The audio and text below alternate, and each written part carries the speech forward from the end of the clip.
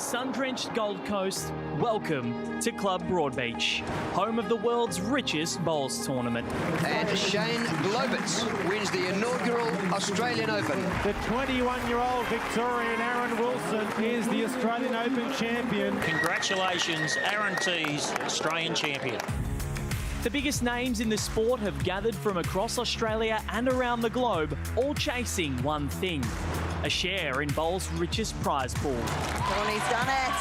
Lara has done it. What a result.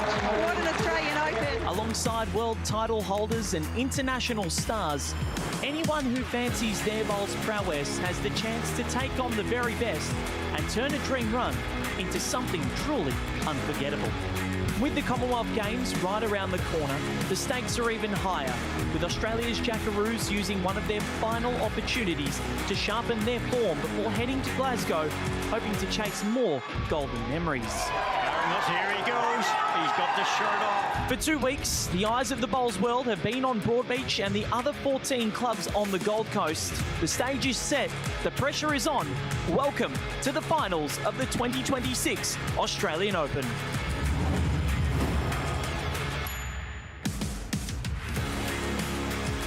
Into the second half of finals Thursday at the 2026 Australian Open, and the skies are still blue at Broadbeach, which hasn't always been the case across the 2026 Australian Open. We now move into the men's fours after seeing the Malaysian quartet take out the women's fours discipline, and it's Corey Wedlock who's fresh off his men's pairs title, Nathan Black, Jay Norris who was runner-up in the men's pairs, and Aaron Tees who has the men's singles final tomorrow up against Tyler Pettigrew, Jacob Aitken, Harvey McAllister and Hayden Oster. Val Febo here with you at Club Broadbeach on Green 1.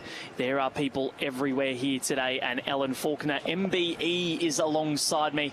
Always wanted to commentate with someone that had the OAM MBE, and I've ticked off a few of them, and it's always a pleasure having you alongside me. Thank you very much, Val, and as always, lovely to be here. We've had a wonderful day so far. We've been treated to a spectacle of bowls here at the beautiful Club Broadbeach.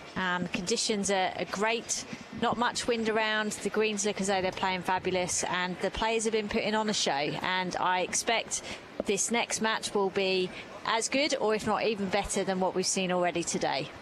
Yeah, we've been very lucky in what we've seen so far today. Of course, if you have just joined us on this rink, Serena Bonnell went 3 in a row in the bowlers with a physical disability women's singles. She won that 21-14 against Annette Ruffle. And then in the last game, a 14th end bomb from Shafiqa Haider Afif Abdul Rahman sent her, Alina Ahmad Nawawi, Nurul Aliani Jamil and Emma Firyana Saroji into Gold Town, taking their first Australian Open titles. And a couple of men who have won them previously, Corey Wedlock and Aaron Tees, well, they are looking to take more silverware. Teesy has won 2 Australian Open titles. He will skip this team.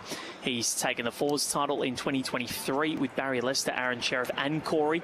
Corey has now won 3 Australian Open titles with that fours, and back-to-back pairs wins now after just coming off Green 1 with Gary Kelly. He's certainly in incredible form, isn't he, is Mr. Wedlock, and very much time in his run ahead of the Commonwealth Games in Glasgow, which is obviously only a few weeks away. And Teesy will obviously be lining up with him in the pairs, so a great opportunity for them to hone their skills ahead of that major milestone tournament for both of them. Certainly will be, and it's such an exciting time of year when the Commonwealth Games, or time of 4 years when the Com Games rolls around, and Teesy and Corey are hoping to be at the forefront of that. One of the other members of this quartet is Nathan Black, who got very close to selection. He made that final 4 of the Open men, and was one of the unfortunate ones to miss out in this sort of cruel format where only 3 Opens get to go. But Blackie, his last couple of years have been nothing short of splendid in what he's been able to do at BPL level, and that may culminate at the end of today in an Australian Open title. We will certainly find out over the next few hours, so there's no time limit for this game. It will be 15 ends as per all the other games. But going back to the Commonwealth Games, you know, it's fantastic that bowls has secured its place amongst only 10 sports that have been chosen for this, so it will be different this time around, being on portable rinks, but it should also strengthen our case to be part of the Olympic and Paralympics in Brisbane 2032. Bowls, of course, being an iconic Australian sport.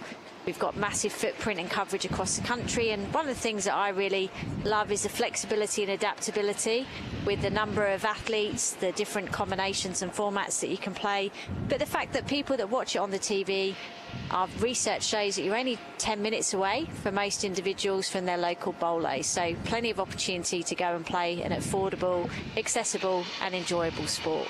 Certainly is, and I think the weather has cooled down a little bit. It's not as hot without the sun, so talk us through what that might do to the rink here as I'll head out and try and wrangle these two skips.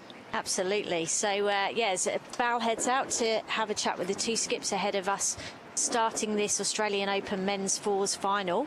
The green conditions will change a bit as the sun goes down. We have got floodlights as well at Club Broadbeach, so they may come on at some point during this game as we're kicking off around 3 o'clock. So we anticipate for those viewers at home that we think this will take about 2.5 hours. Of course, if there is a shot differential of more than 8 shots or more when we get to the penultimate end, then the players will shake hands. But we believe that this will be a very closely fought encounter. It's certainly youth versus experience, and we can't wait to see what these 8 wonderful players have got in store for us today. But enough from us. Let's hear from the players themselves ahead of them going into battle. Over to you, Val.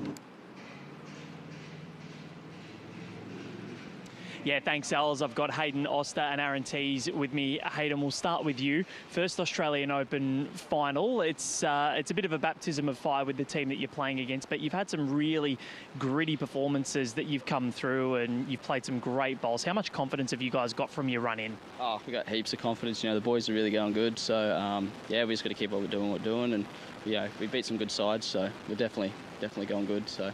And how's the mood been amongst the 4 of you today? Has it been excitement? And what have you been talking about throughout the day? And have you been preparing? Yeah, heaps of excitement. It's obviously a new thing for us, but we're keen to get out there and just give it a crack. And we've just sort of just been sitting back and chilling and just getting ready for the game. So, yeah. Fantastic. Well, good luck. Thank you.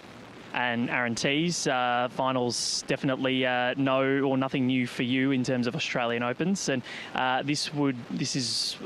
you've won the fours a couple of years ago, and how much would it mean to you to go again with these 3 gentlemen up the other end?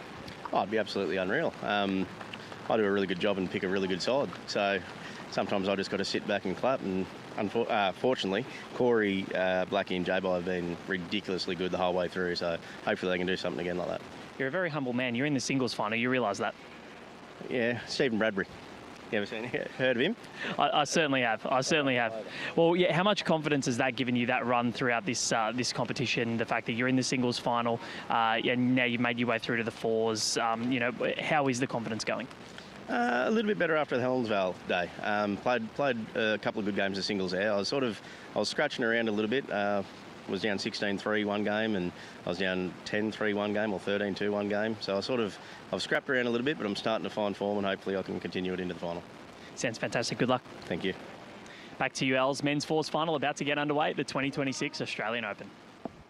Thanks very much, Val, and we are looking forward to this. Not sure who's won the toss and who will take control of the mat length for this very first end of this fours. Always great to hear from the players, and lovely to hear Hayden sounding so relaxed. Spent the day chilled, but excited now for the final, which is what you hope to hear. And Teesy, as humble as ever, always underplays his form, and always gives kudos and credit to his teammates. And whilst he has chosen a very, very, very good side, he's definitely played his part from what I've seen in the men's fours. So excited to see about what these 8 players can bring today. And we kick off with Team Peach, who's being led out by Tyler Pettigrew. You made a really good point about Teesy being so humble, and the way that he goes about his business. He's never one to pump his own tides. He's always pumping up those around him. But I said to him, you're in the singles final, Teesy. You're not going too bad yourself.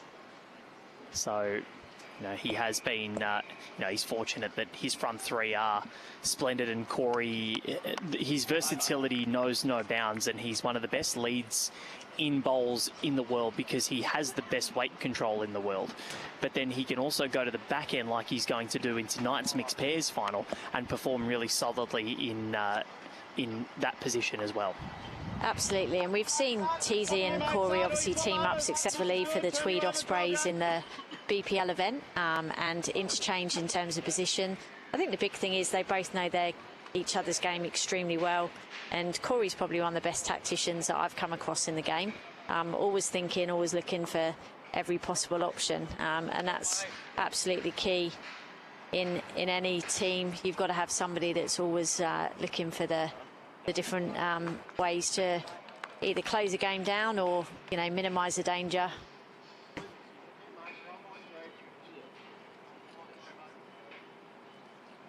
As Jacob Aitken plays his first bowl of this men's fours final, just slipping through. Harvey McAllister, this one with the pink.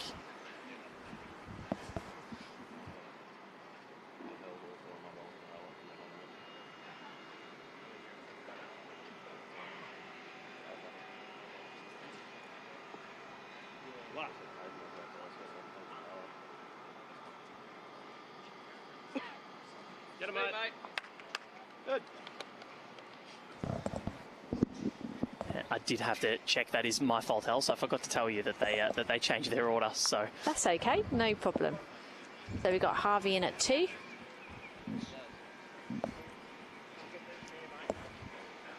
Harvey with the pink XGs, operations assistant at Bowls ACT, doing a great job keeping the sport running in the Australian Capital Territory.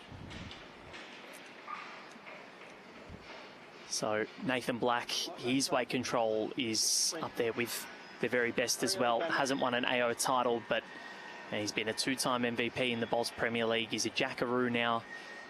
He's making the move from South Australia to New South Wales, which is a massive coup for Maryland's because they've also brought in Corey Wedlock as well. I didn't know that. That's news to me. Oh, congratulations to Blackie. That would be a great opportunity for him. So playing under the SA banner at the AO, because when he signed up he was at Adelaide, but he will be plying his trade at Maryland's. Back here, mate. Just beat that.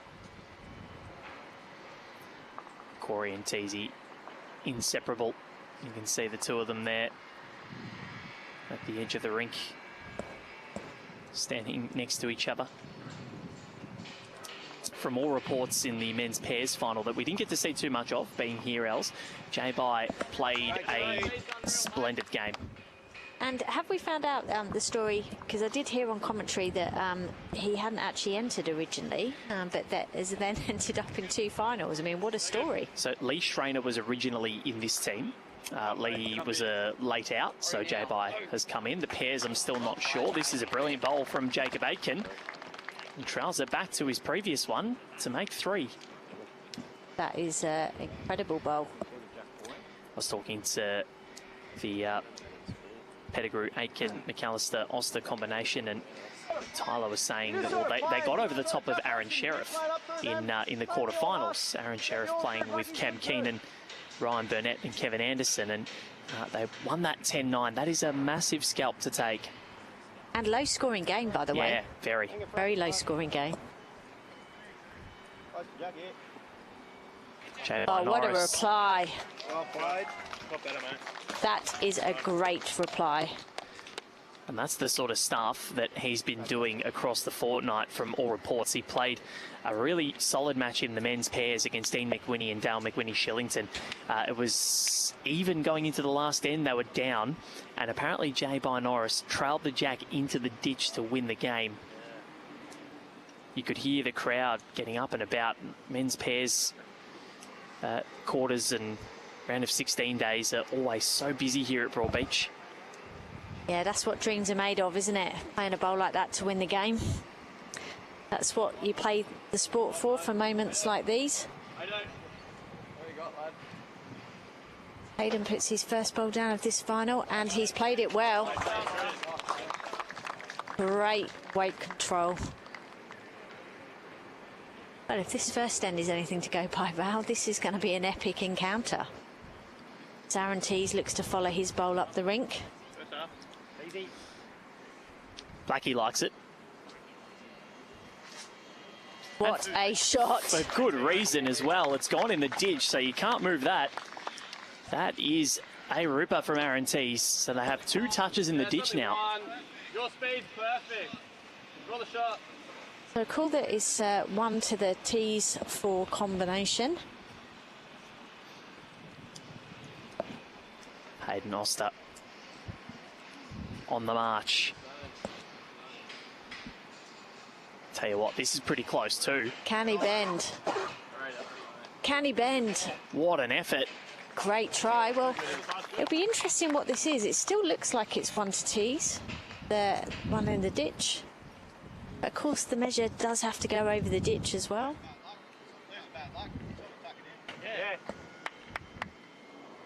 Easy being positive in the outset. Try and tuck it in, make a 3. He sits the bowl down, he sits the bowl down. He's going for the 3. And why not when he's just played a super duper first bowl of the game?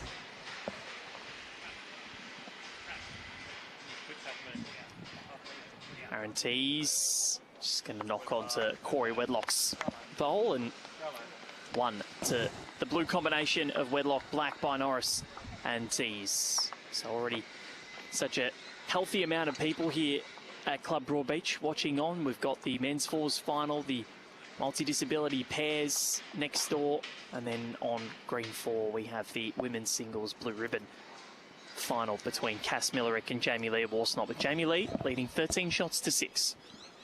Yeah, we've been thoroughly spoiled, haven't we? There's been so many wonderful games, and of course we've still got more to come tomorrow. So if you haven't come down to the club here at Broadbeach, then you've still got time to come down. Tomorrow we've got some more finals. Trade Marquee is also open until midday tomorrow, so if you haven't had the chance to come down and have a look, then please do so. And of course, within the club, with the wonderful facilities that our host club has, there's sport on and around, both on the greens and off the greens as well. So you can enjoy a plethora of sports, whether that's the World Cup, whether it's the Women's Cricket World Cup. There is plenty going on. Or the wonderful spectacle of bowls that we've got here is this second bowl delivery comes in from Tyler. Corey even. Doing well. Here we go, just a bit premature. So Tyler Pettigrew. That's a good spot, just going around the back. And of course it's re-spotted jacks in this game, so particularly with how these guys can hit, going to be an important component. I remember in the World Fours, going for cover early in the tee was a big part of the game plan, and the World Triples.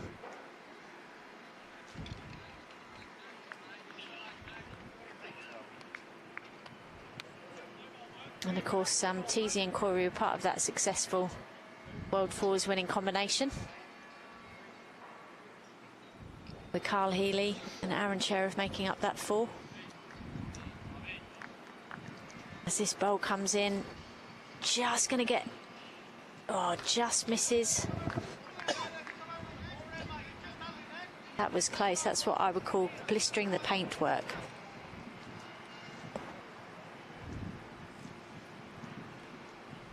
Nathan Black, such a trademark delivery. He's always very springy off the mat, isn't he? He is. He is, but he does the same thing every time. That's the key. Smooth, balance, repeatable.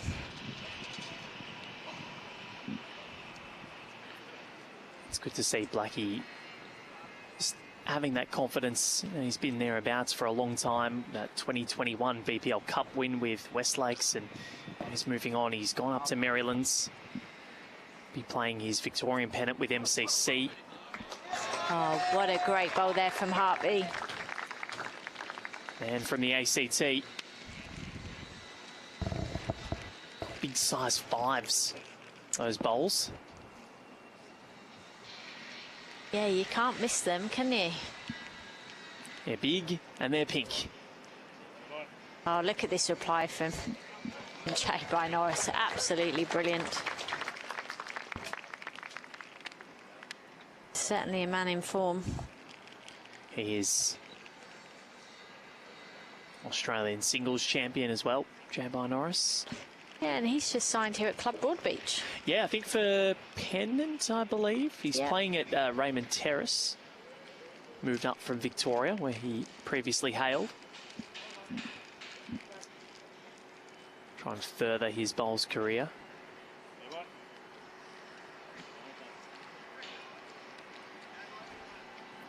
He'll be looking for his first Australian Open title. He got very close in the men's pairs.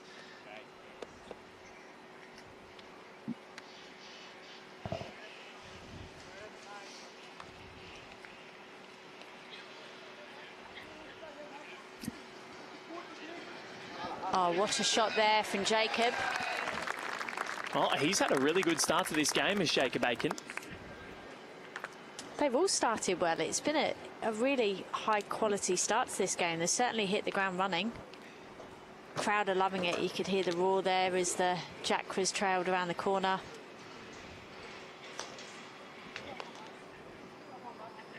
And we see that shot replayed here on the screen. So timed it to perfection. Impressive.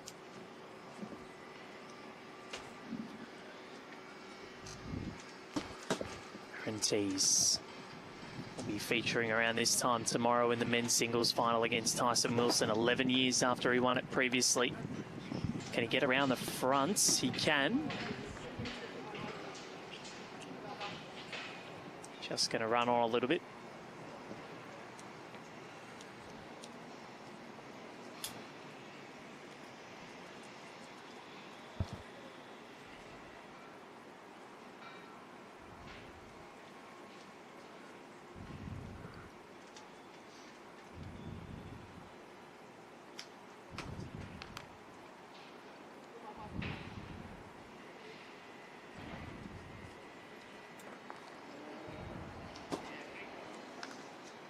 Just caught on that bowl there.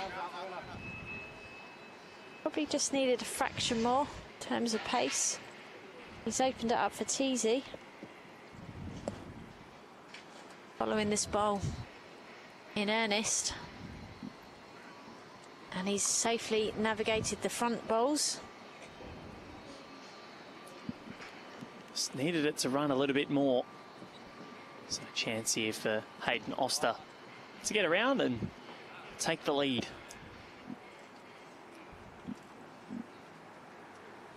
Yeah, switching over to the forehand, I think. Sensible choice. He's only got to play good weight and he'll count. Just navigate the front pack.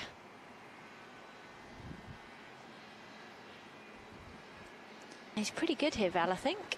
Watching intently. Just needs to stop. And I think that he has. That will do nicely for young Hayden Oster. Two it is. It's Team Peach. That is Tyler Pettigrew, Harvey McAllister, Jacob Aiken and Hayden Oster. They lead this men's fours final. 2 shots to 1. That's after 2 ends of the allotment of 15.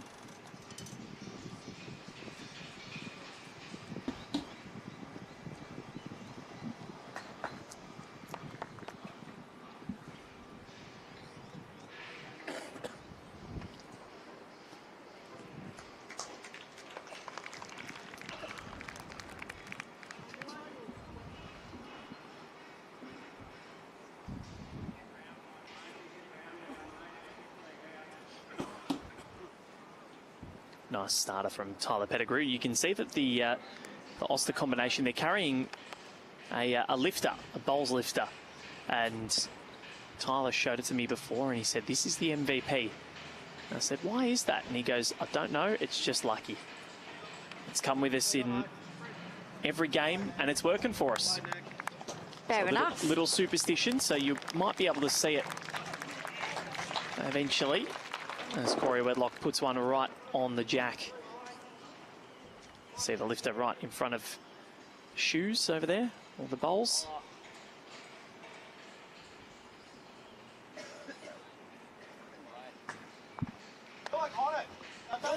not far away. I'm really happy to see you just try and counter here.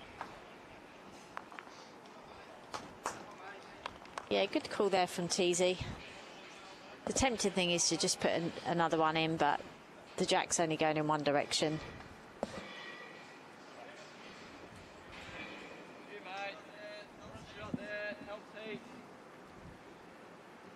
Well, protects a little bit.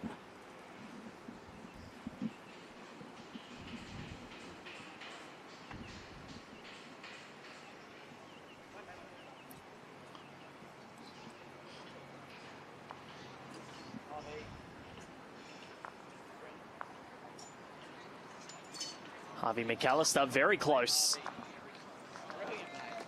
Joins Corey at the jack and ridiculously is still one down. What a shot. Great bowl. Just slightly unlucky there that he didn't rock the bowl back. But a brilliant second bowl. Nathan Black steps on the mat. Looks to follow down this backhand side. Anything that side of the jack is going to be a good finish. So the bowls that they are using, Corey Wedlock Dynamics, Nathan Black, the blue and white Dynamics that just came down. They're both Aero, of course, the same line every time. J.Bar Norris, red-blue XGs, the Melbourne Demons colour. And Aaron Tees with the Aero Optimas in the orange-yellow swirl. Harvey McAllister sends his down. He's got the pink XGs. Tyler Pettigrew has the Taylor SR Fruit Tingle bowls. Jacob Aiken Aero Evolves with the blue swirl. And Hayden Oster with XGs, the white-green numbers.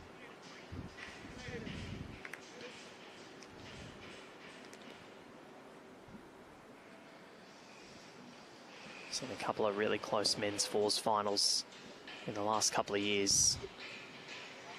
Last year, it was that of Adam Wallace, Oliver Morrison, Jake Rinn and Thor Shannon that took down Wayne Turley, Sean Ingham, Aaron Wilson and Ali Forsyth. The year before that, Ray Pearce, Peter Taylor, Carl Healy and Gary Kelly.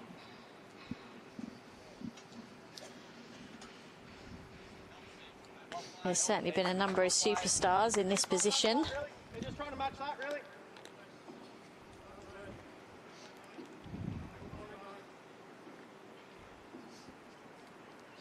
J.Bar Norris just looks to try and beat that last bowl. Good.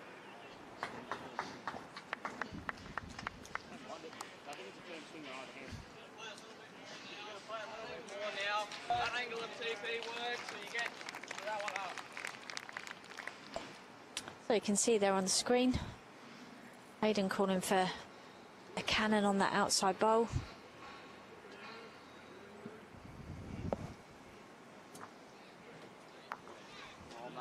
And he got it just at the wrong angle, just on the top side of the bowl. He's still just trying to beat that, mate.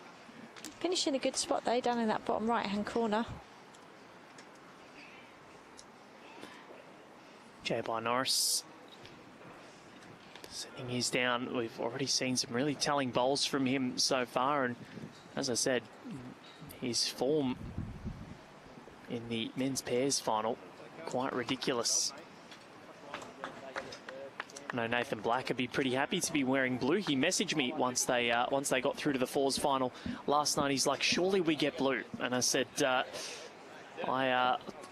don't have the power to decide that. If you ask Howie nicely, you might get it. And he goes, but aren't you the main man? I go, mate, absolutely not. Well, they got what he wanted anyway. I was going to say, he got the outcome that he was looking for. And as we learned earlier, it's blue and coral rather than peach. So we'll go with peach, Els. To reflect the Gold Coast.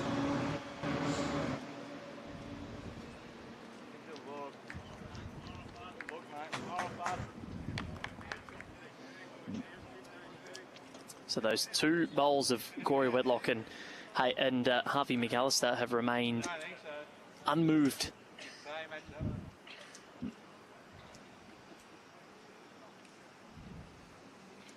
Corey hit that very early on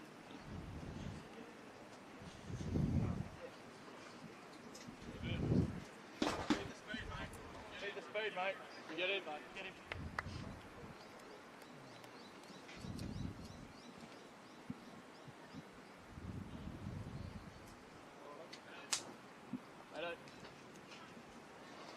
They don't mind it. Hayden Oster is very close. He's crashed into the front. Second time that's happened. Not far away at all, was he? So Aaron Tees, they are going to take the one. That's a good idea, I think, because the only thing that could have happened there would have been a disaster. And Teesy's practiced his drive and he's hit it pretty well. It's exactly what the Oster combination were probably after. But 3 ends, we're a fifth of the way through this one. 2 shots apiece in this men's fours final of the 2026 Australian Open. You can see the wonderful crowds that we've got in here for this match. So we've got 2 matches on the show rink. On the rink to the far side, we've got physical disability men's pairs final. Yeah, that's a good final too. You've got Damo and Cooper, who won it in 2022, and then you look at David Mins and Brett Sellers. David Mins gave us one of the all-time finals here in 2022 in the multi-disability singles against Frankie Krislovich. Clive Adams often talks about that as one of the best matches he's ever commentated. I remember that game. It all came down to the last bowl. It was unreal. I think it was 21-19 or something like that on this very green, in this very direction. Can Minzy perform just as well? I know my colleague from Bowls Australia, Connor Munnings, would be hoping so. He's a staunch Tasmanian, is Connor, and anytime there's a Tasmanian in a final, he's always eagerly watching or lurking somewhere to watch. I can't quite see him yet, but I'm sure he'll be out and about soon. And of course, Rob McMullen had a good run in the men's pairs, getting to the semi-final stage. He lost to J-By Norris and Glenn Clinkett. J-By played a couple of bombs. You could just hear the roar of the crowd when he did.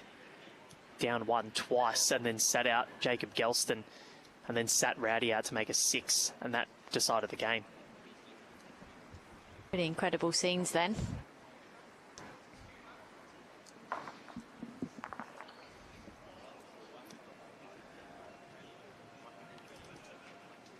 So Nathan Black, while he hasn't made the Com Games team, he's just continuing to get better. World Championships coming up next year.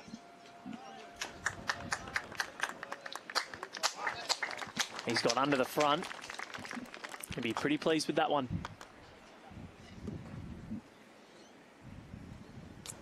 Yeah, so I stand corrected. It's multi-disability open pairs is the final. It's being played next door. That has changed slightly from multi-disability men's pairs to women's pairs to just a combined event.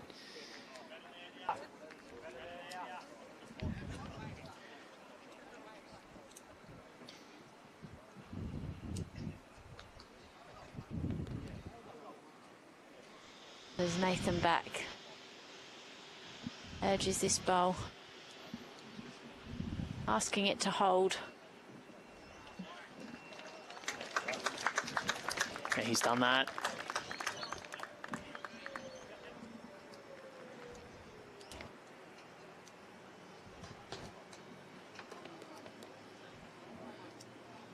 Cass Millerick down 16-7 against Jamie Lee Warsnott. And she's just made a 3, I believe, to make it 16-10. So she's into double figures, but as we know, double figures, you get there first as Harvey McAllister plays a ripper. What a shot there from Harvey. Played it perfectly, timed it to perfection. Yes, Jamie Lee has certainly been a woman in form. She taught me a thing or two the last 16. Was that in singles? In the singles, yeah.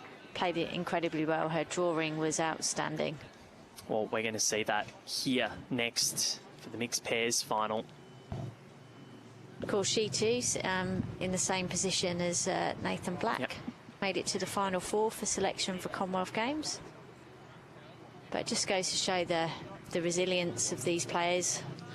Disappointment, they bounce back. Yeah. they come out fighting. And I spoke to Blackie before the AO and just said, well done on getting to where you got to. And he said, look, in fairness, I knew, because, you're looking at Disco, Corey and Teasy, the body of work that they've put in over the last few years. And I'm not sure about Jamie Lee's point of view, but I think when you saw that Final Four, Kelsey and Dawn after winning World Championships, and then Els after what she did last time. We're certainly spoilt for choice, It's a hard team to get into. Yeah, there's a multitude of talent, but national selectors do a fantastic job. Yep. That's Gary Willis, Karen Murphy, Therese Hastings and Stocky, Dave Stockham. And they are here watching now. Yes, I can see them. You can see Stocky and Therese. Stocky with his legs crossed on the chair, trying to hide. No, they're here. They've watched a lot of games this week. Great opportunity for players to showcase their talent and their skills. Interesting end of bowls at the moment. Harvey McAllister's pink one holding one. Hayden Oster and Aaron Tees make their way back down. Hayden has been an up-and-coming prospect for a long time. There's always been some big raps on him. Speak to a lot of people and they know very well the quality that he possesses. So Aaron Tees looks to chip this bowl out the head. Close. Great try.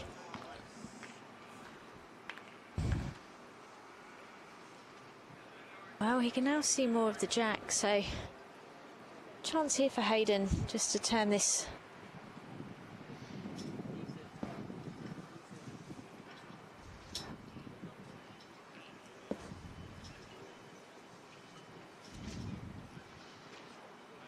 Well, he's elected to run for cover.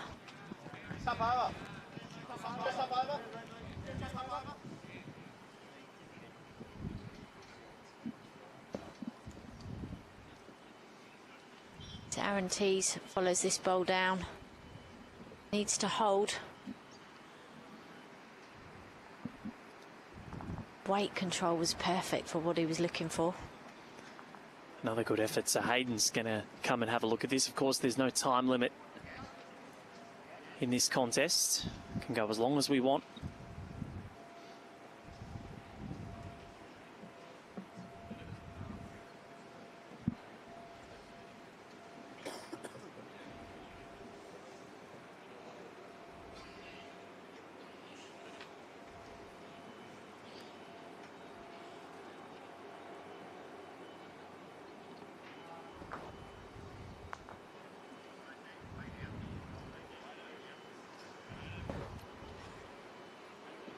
So he did the stats earlier with the age of the young Victorian team.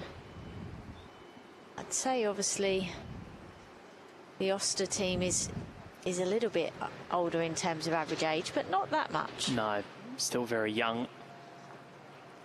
Hayden Oster needs to be careful. It's still okay. Aaron Tees. And, well, they've made two here. Yeah, he just sat that down enough. Wow. Make it 2 shots to 4. There you go. That was, I wasn't sure how far that rocked, and I didn't think it was in the count, but Hayden Oster's done enough. And the young man has his team up by 2. Yeah, and they make the difference, those extra ones.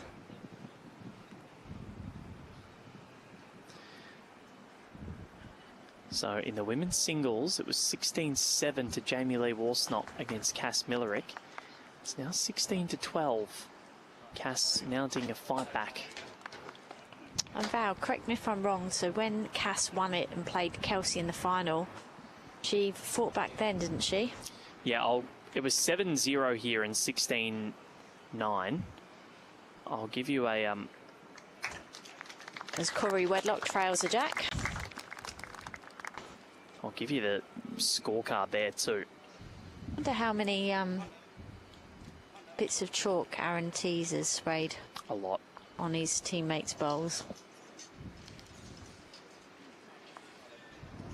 A lot. Yeah, very good reply there from Tyler. Not far away at all. Good second shot. As Corey Wedlock looks to add another on the forehand. Just navigating through the gap. Well navigated, finished well, about 18 inches behind.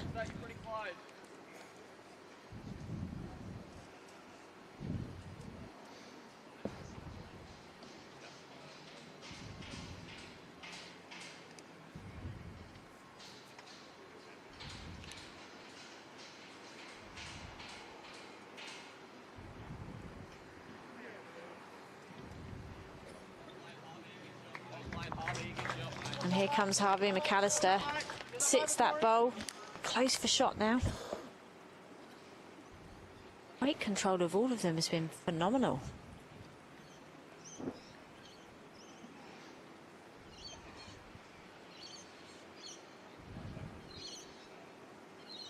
Nathan Black just tries to turn Corey Wedlock, and he does, making a count of 2. Perfectly played.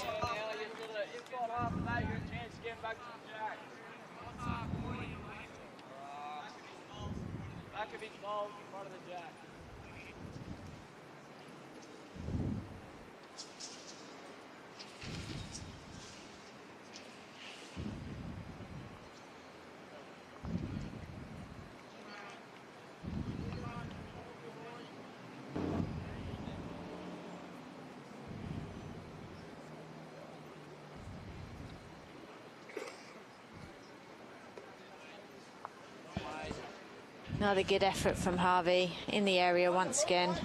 On your look, mate. Hey? Hey? Not really, nah. Four-handers, four-handers, short.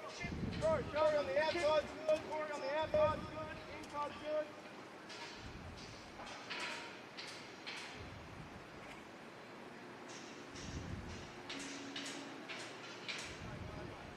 Played it well anyway. Aaron Tees calling that Nathan Black has played this well. Yeah, can't really be short to it, mate. I think something over speed. You land off that, you float, turn the ball over to the jack.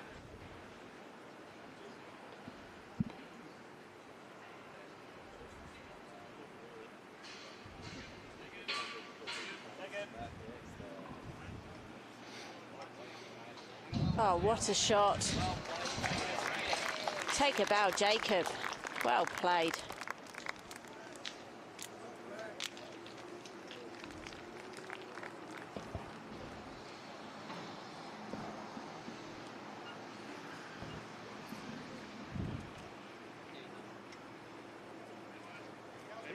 Big help.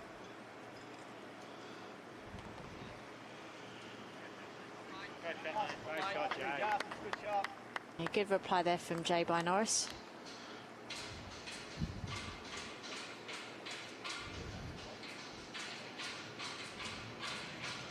Jacob looks to consolidate this head. Well played, Jacob. Another great delivery from Jacob. Well played, Jacob Aitken.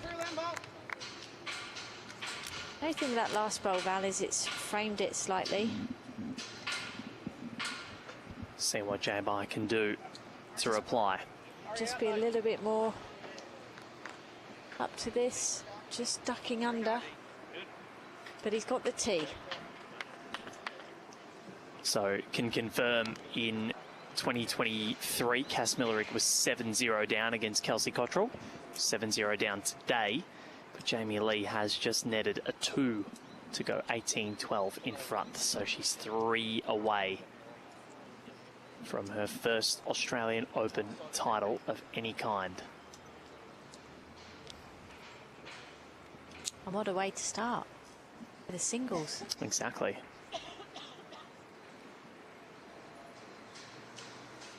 So Nathan, as we see that replay there, perfectly timed bowl.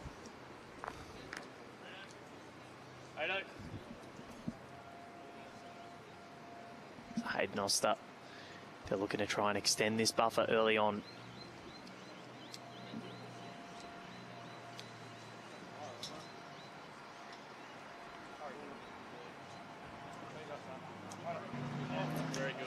That's a good goal. Yeah, very good position there. Got the tee. Potentially it's going to be close, I think. Yep.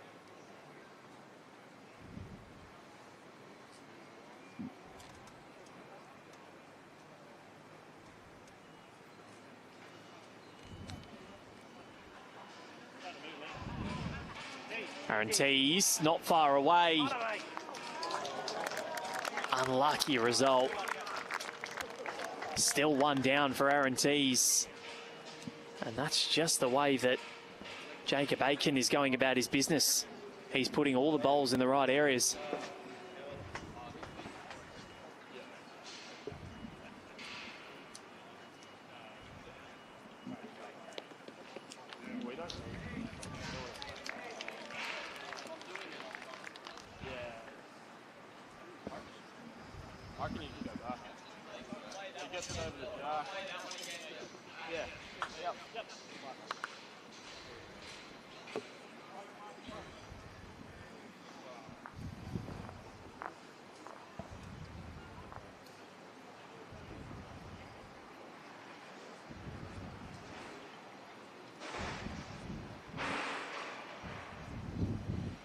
Hayden makes his final delivery of this end. Just looking to change this up slightly.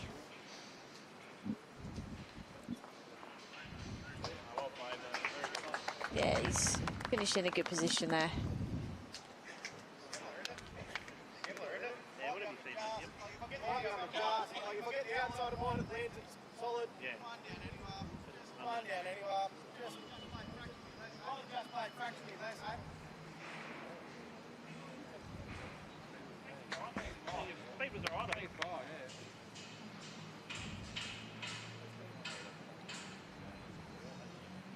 Aaron Tees just looking to play the same bowl as previous, but with a better result. Aaron Tees doesn't like it. And it's still 1-2. The Pettigrew, McAllister, Aitken and Oster combination. They have won 3 of the first 5 ends. They take a 5-2 lead. And after 4 ends, we had the same scoreline in the women's fours.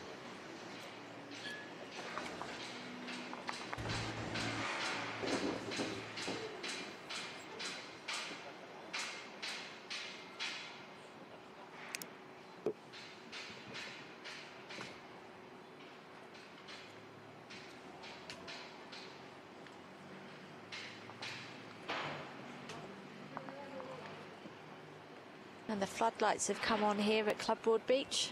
It starts to get into time of day where the green can get a little bit slower.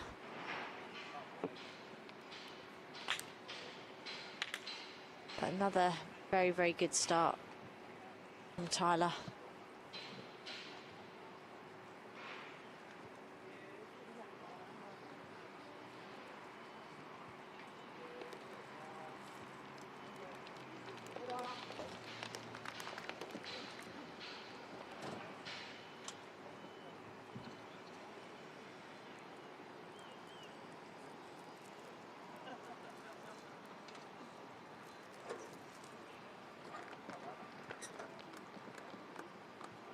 Few good opening bowls. Corey Wedlock plays his second delivery of this end. He's watching it intently.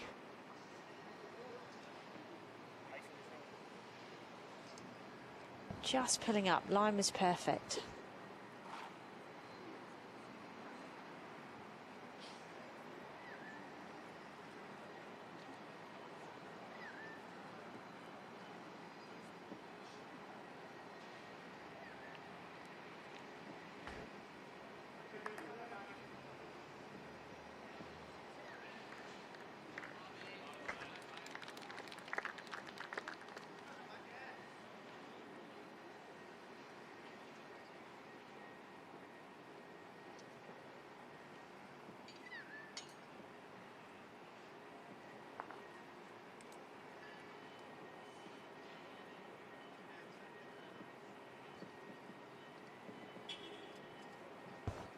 Nathan Black just rocking that Corey Wedlock bowl.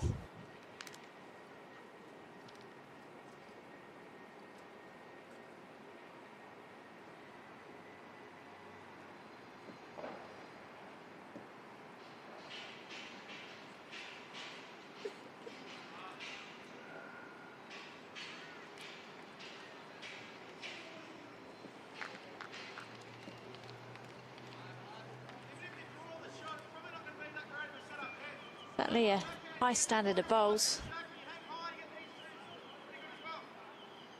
All the bowls in the zone. As Nathan Black changes over to the backhand side, looking to land one of these bowls, change it up. That could have gone better, just got the outside of the bowl.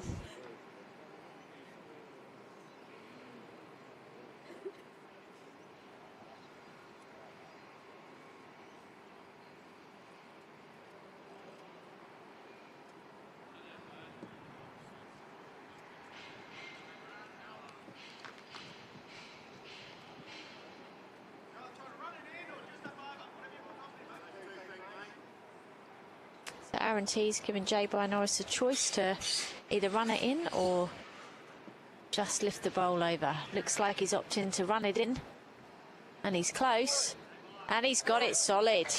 Well played. Follows through, making that very hard to beat. Currently holding one, Team Blue, and you can see this replay executed with precision.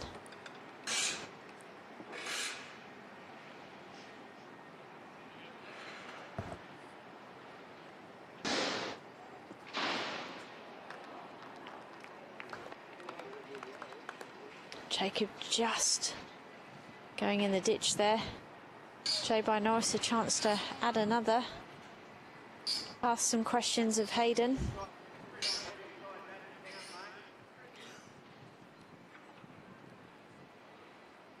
So it's still 1 to Blue. Hayden will just be looking to get a close second shot initially.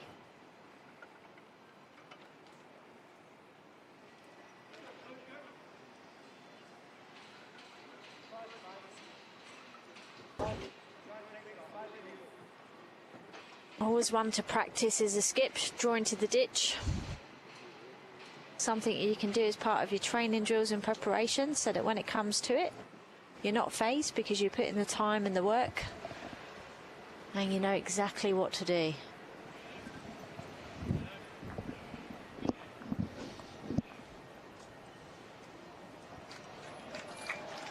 As we see Hayden demonstrate that in abundance. Brilliant bowl.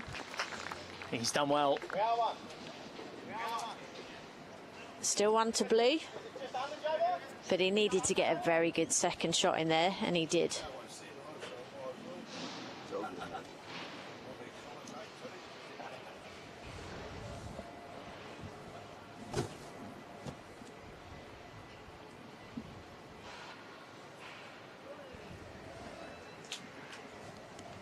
Aaron Tees navigates through the pack.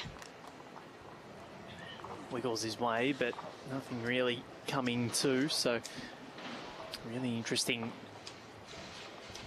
sort of first few ends here. The Ulster combination have been brilliant. As we said, they came through Aaron Sheriff in the quarterfinal 10-9, then defeated Corey Daly's team 11-9 in the semi-final. They're up the most of it, but Corey Daly had a shot to send them into the final.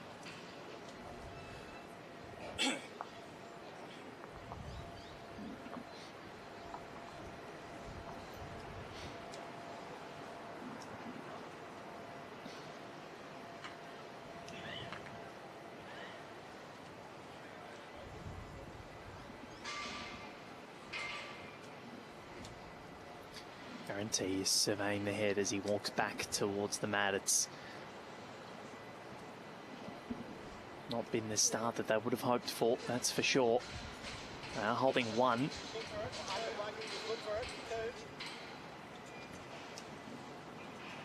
What's he indicating else? He's looking at whether he can get up through the forehand to get the second shot out. I don't think I'll get back enough.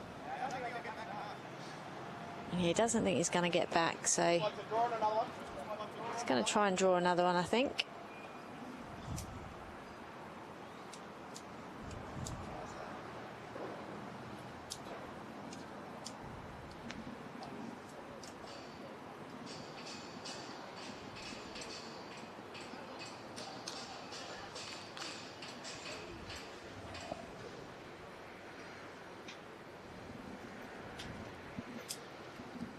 Aaron Tees on the trot. Not going to get there, but they are going to get the scoreboard ticking over. So 5 shots to 3 is what the score will be at the end of the 6th end of this men's fours final of the 2026 Australian Open. We've been blessed to see some fantastic bowls across this fortnight. You can head to Bowls Australia's YouTube channel or stay on it because that's where you're watching us. And watch all of the highlights from Rinkside Live across the last couple of weeks. 15 days, the first time we've had a 15-day event. We've had the mixed pairs. There's been so many matches. I think my record for commentary at an AO record amount of matches was 35, 36, and we'll head into the 40s this time around. So it's getting bigger every year. It is indeed. Great to see new events added to the programme.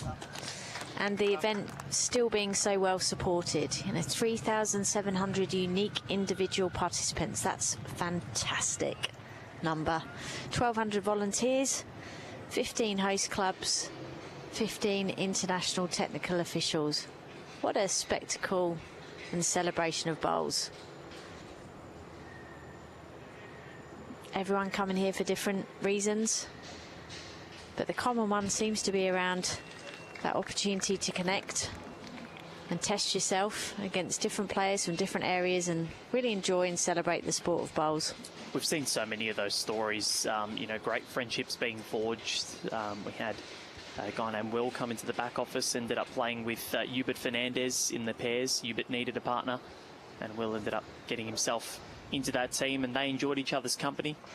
But it's also, for someone that hasn't been bowling for a very long time, it gives them the opportunity to play against players that have been plying this trade for decades. And, we've had bowlers come in, they've been bowling for 6 months, and they come in and play, and they draw a jackaroo in their sectional rounds. And that's the unique thing about this event, the accessibility of the top players, the world's best. You can draw them in the first round, you can come up against them later on. You can play on live stream. There's just so many different elements to the event, which makes it really different and unique compared to other sports and their offerings. But my advice has always been to any players looking to develop their game is to play with and against as many better players as you can. That's how you learn, that's how you develop.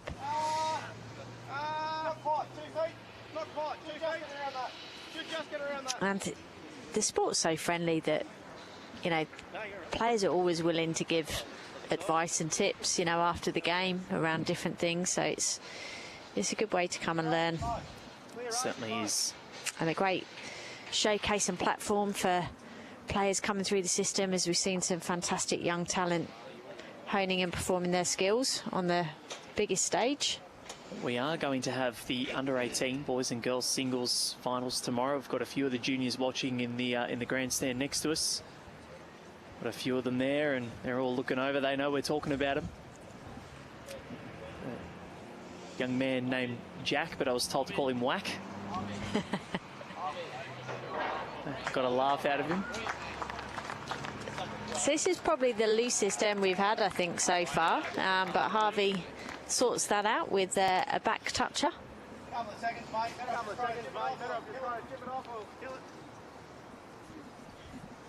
So Aaron T's calling for Joe By Norris to run the bowl off or kill it. Giving him a choice of which hand to hit it on.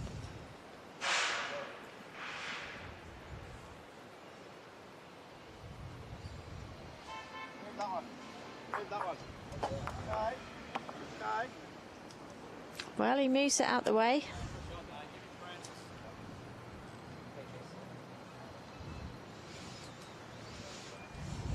As Hayden calls Jacob to draw another shot.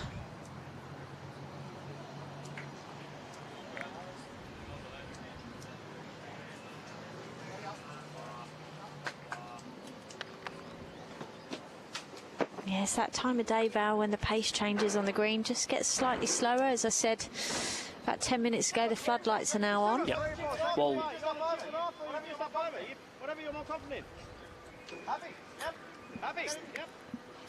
Teasy gives his instructions, and yeah, well, a few years ago when we came here, you know, you'd stream on Green 1 and there were no high rises, there were no big apartment buildings behind us. Now there's been 3 that have been built that take away the sun. J-Bite. Oh my word.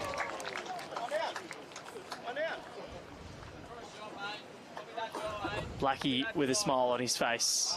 Can't believe it. I think Teasy's just mouthed an expletive. Have a look at the replay. Couldn't have hit that any better. Spilled out to Nathan Blacks. That had probably 2 or 3 on the tee.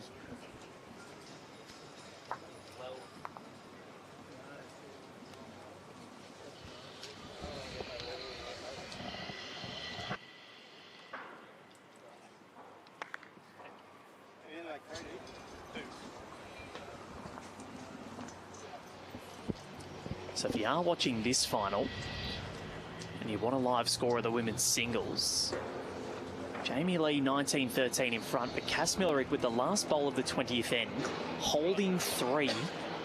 Just needs a dead draw really to make a 4th and make it 19-17, and they'll both be in the checkout zone. Wow, what a game. Cass has done well to battle her way back into that game. Jamie Lee getting out the blocks early. I'll tell you what, Cass Millerick has just drawn the absolute. So, 19-17 in the women's singles final.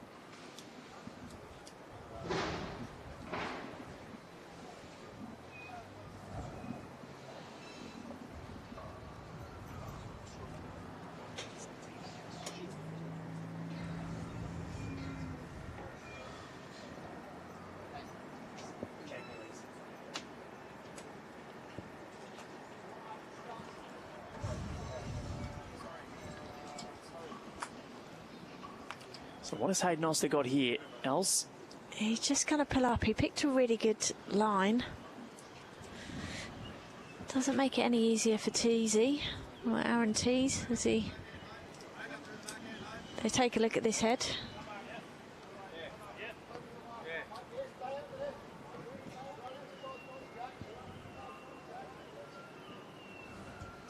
Teasy plays up the backhand, looking for some movement on these bowls.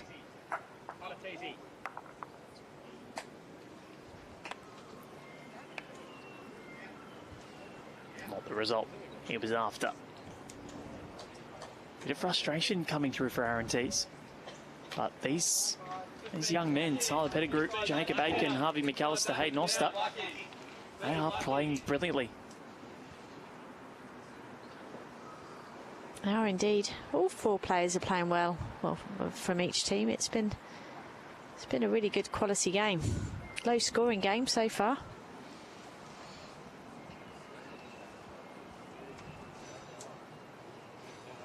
Hayden just slips through. You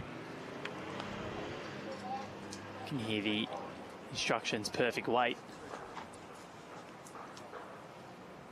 So they will score. What is the total going to be? Oh, Jacob just getting down to measure this. If it's close, of course, they can call the umpire on. And it's 2 to Team Peach, making it 3-7 after 7. This is a really interesting start. They've been well and truly on top. Dropped the first end, but they've only been headed on 1 occasion, and that was after end 1. They've won 3 of the last 4 ends now, and 4 of the 7 that we've played.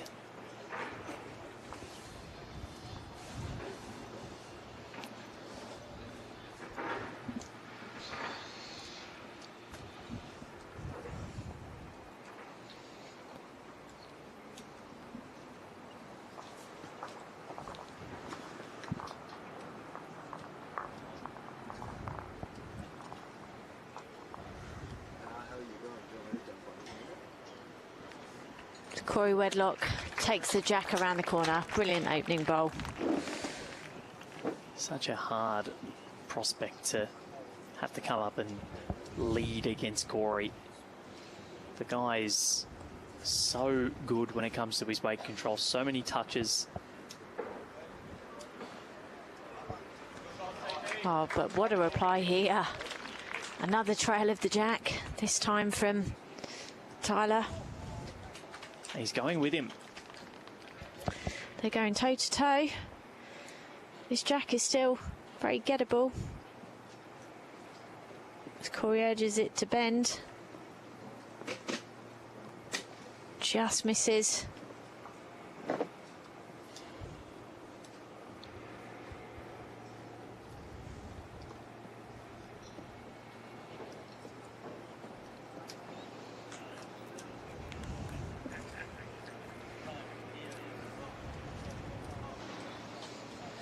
What's Harvey McAllister got?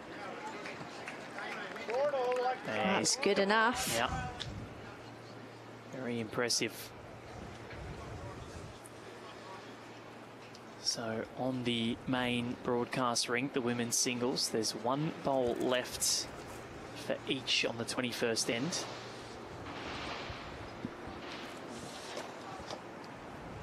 Jamie Lee holding one.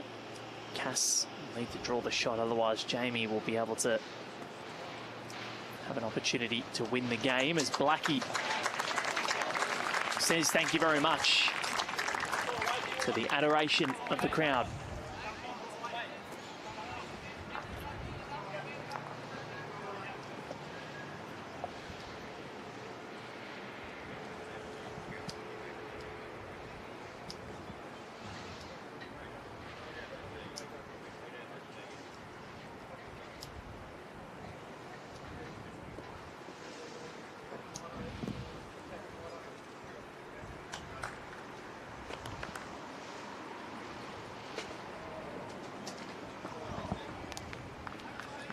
It's all happening here, isn't it? First to get that jack in the ditch.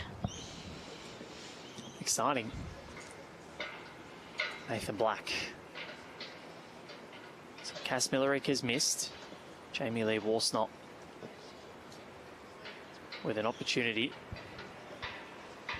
to win the game on green 4. Let you know what happens. Blackie's on the trot and he's got it. Teasy's got his hat off. What a shot. As he buries that in the ditch. He's made a habit of doing things like that and doing the remarkable. Look at this replay as he absolutely buries it square on. And a hug from Teasy as well. He's thank you very much. So they're most likely going to win this end.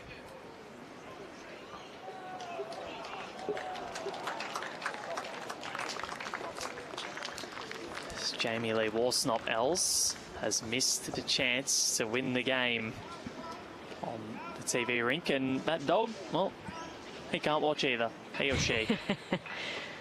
In the dog pram.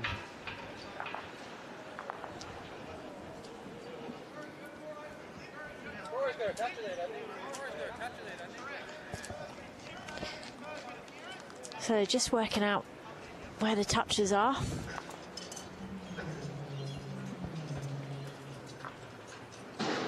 Because, as Jay By rightly pointed out, Corey Wedlock does have one from the first bowl of the end. And he's in a pretty good area here, is Jay By Norris. He just needs it to run. Yeah, not far away. So it's going to be interesting to see whether someone can get more than a one. I think Tyler Pettigrew's, well, it was a toucher. They haven't picked it up out of the ditch yet, so that was a toucher as well early on.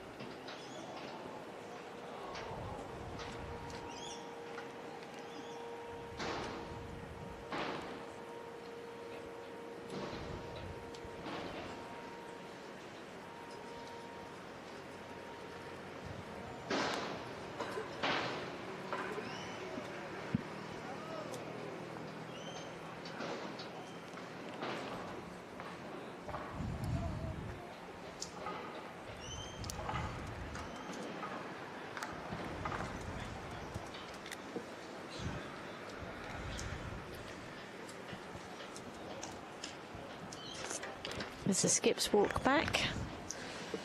There's a real hum around Broadbeach at the moment, isn't there? There is indeed. As the sun begins to set on a brilliant day of bowls action on the Gold Coast.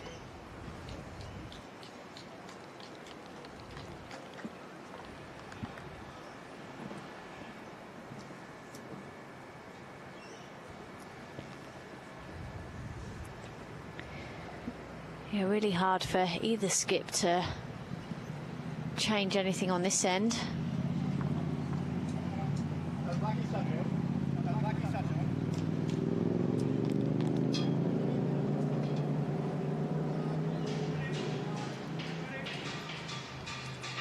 Blackie's bowl was a toucher. That would have been a jack sandwich right in the ditch then. It would have been pretty incredible, wouldn't it? Hayden Oster. What's he got in reply? Try and draw the lip. Try and draw the lip.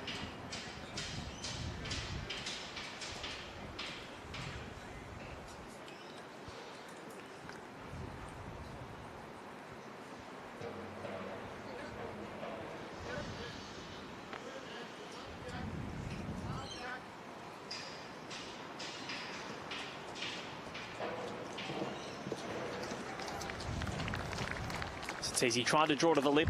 It is only one, but I think that was pretty much settled very early on in that end. It was indeed very, very difficult for both teams there. So, Els, we are over halfway in this men's fours final, and it's 7-4 in favour of the Pettigrew, McAllister, Aitken and Oster combination. You just feel as though there is something really big coming. Yeah, like we had in the women's fours. I think so, and Team Blue just quite rightly having a bit of a chat here and talking about what they do. It'd be interesting if they shorten it up. Lengths at the moment have been kind of 3/4 to long, so don't know if they'll go with anything really different. Aaron T's, yeah, certainly standing for a shorter jack.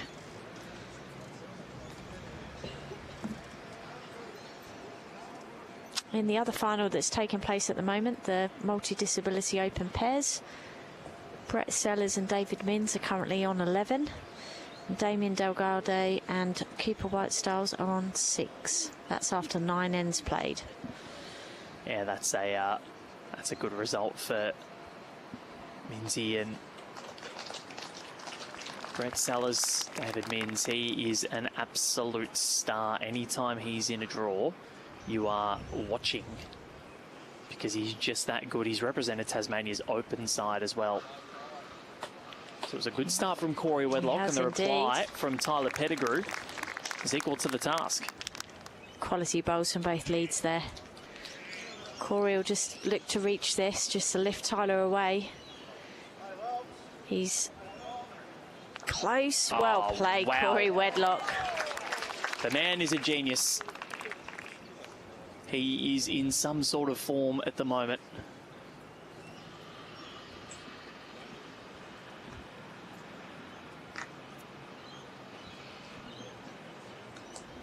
Tyler Pettigrew is a very good bowler. We know that, and he's gone toe-to-toe with Corey rather well. Yeah, it's been a good match-up from all players, isn't it? It's been a quality game. Nathan Black just looks to... Oh, gets a slight touch on that jack, not ideal. Getting it full would have been a different story, just got part of it.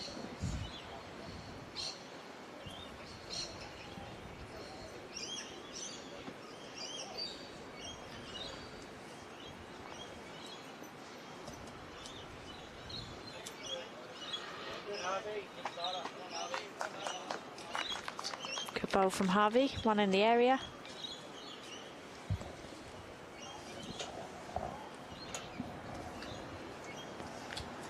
So on the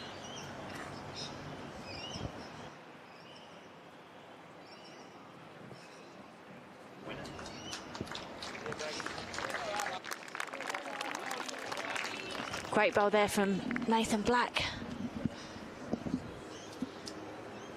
Teasy's just looked over and asked us what's happening in the women's singles, and 2017 to Jamie Lee Worsnop, but Cass Millerick might have a shot to win it. She's currently holding 1, but she's got a chance to turn the jack around the corner for 4. and lift her second title. Harvey McAllister moves the jack. Brilliantly done from the young man from the ACT. They are playing brilliantly.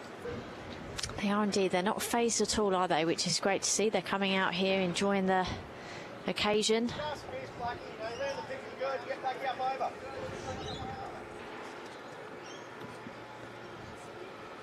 Cass has missed, so 20-18 in favour of Jamie Lee Worsnop. That is close. That is close. Jay-By Norris on his way down.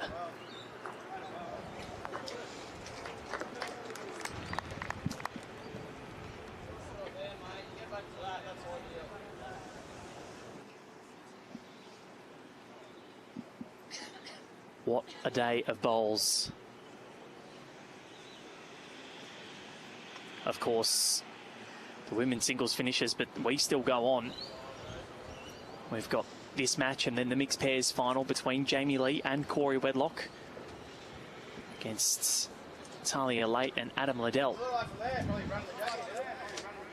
Yeah, it's certainly a big day, isn't it? But we've been very lucky to have witnessed some quality bowls, and there's plenty more of those to come. Sure is. Great to see the crowds out in force, both around this green and also the other broadcast green at the back of Club Broadbeach. Jay-By Norris with a bit of weight, trying to get rid of the shot bowl. Just promotes Tyler Pettigrew's back even further.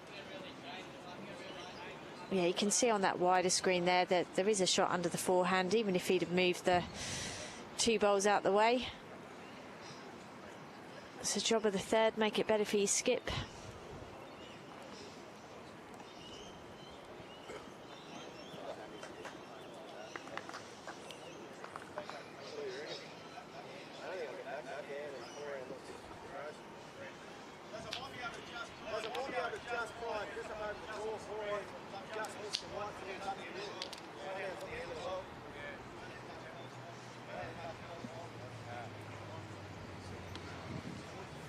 Guarantees just saying that he's going to look to just play over the draw and arrive on the forehand.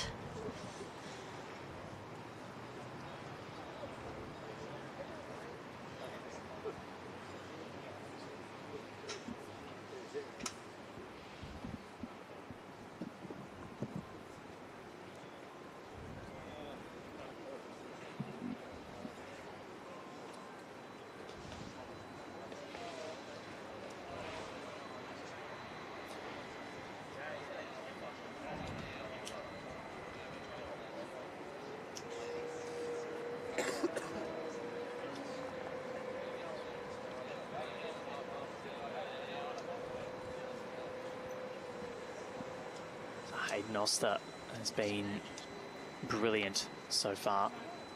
His front three have been really good as well.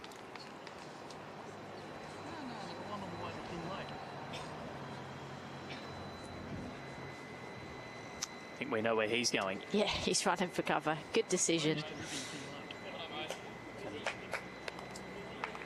All of them have had to hop out of the way.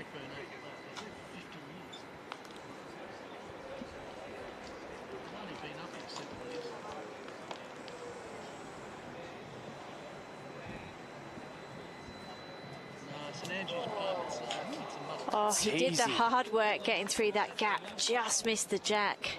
Not easy to get through at all. So this is a really big bowl for Hayden Oster to try and really assert some dominance. Their biggest lead of the game, 4 shots. It'll go back to that margin, barring a catastrophe here. Can he add another one? Proper Skip's bowl. He's going to crash into the front, but he's going to work his way. It is just the one. So 8 shots to 4. We've played 9. We have 6 ends to go. Not panic stations yet for Wedlock, Black, By Norris and Tees, but they will certainly start to be thinking about it. Maybe it is the power of that lifter. We will find out. Time will tell. Tyler Pettigrew pointed to it and he said, this lifter has been amazing. This is our good luck charm. And on the TV rink, or the other TV rink on green 4,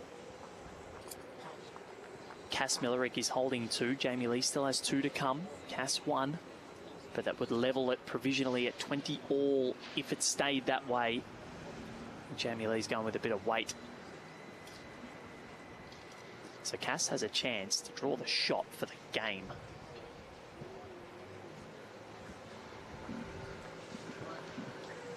$7-0 down again in an AO final. 16-7 down. Corey Wedlock on the hunt. Another brilliant opening bowl from Corey. As Tyler changes over onto the backhand. He likes it. He's chasing this. Can he get the bowl solid?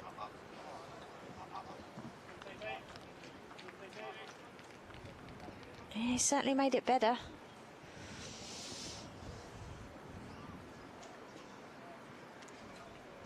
As Corey puts down another bowl. It's finishing a good spot.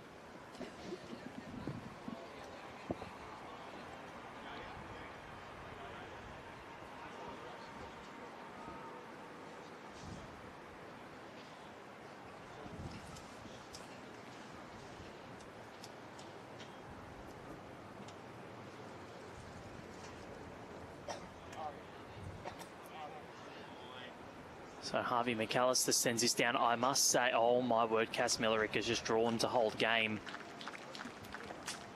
But Jamie Lee, I reckon her mind will be made up. I reckon she's going to go with some weight. So Nathan Black. You can just never tell in this game, can you, what's going to happen?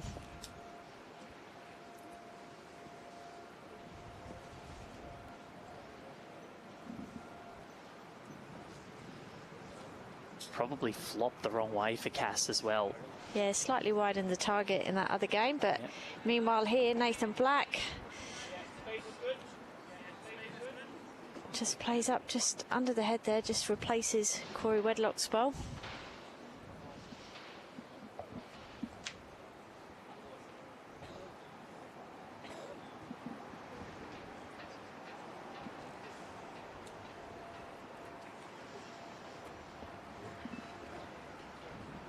Harvey McAllister needs to stay on here, and he does just on the lip of the it's green. hanging over. Literally is. You don't often see that.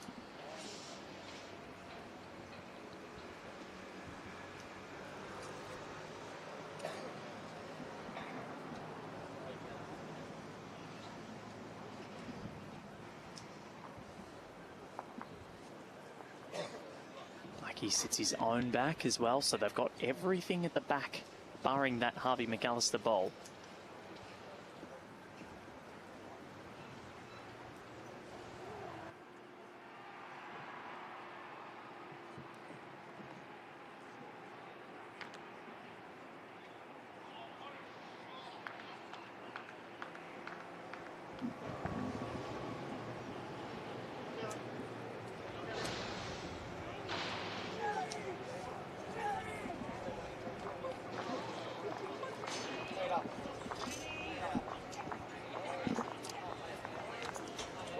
So on the TV rink, or the main rink, Jamie Lee Worsnop has just saved the game to win with her final bowl. Sat Cass's shot bowl out, flopped in, and Jamie Lee Worsnop is your 2026 Australian Open Women's Singles Champion. What a game. What a finish. Well played to both players.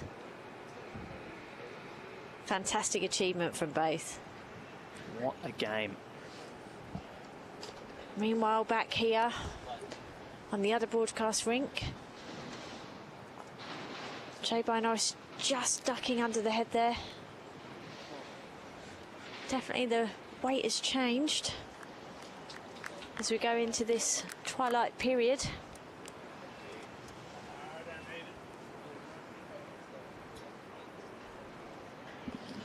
Currently 3 shots to Team Peach. Work here for Aaron Tees to do.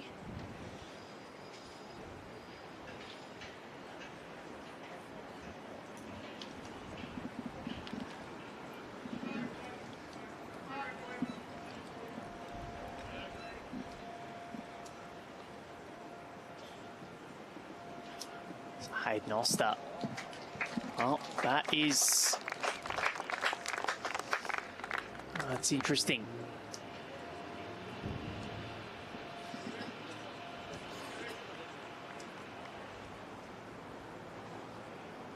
Teasy just a little bit unsure.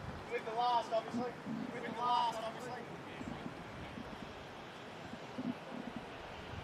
Now maybe swing down to it. Yeah, maybe solid. Quick jack it out. Solid. Quick jack it out.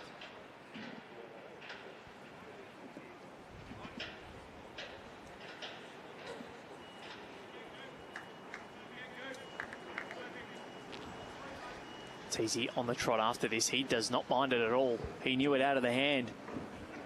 Aaron Tees.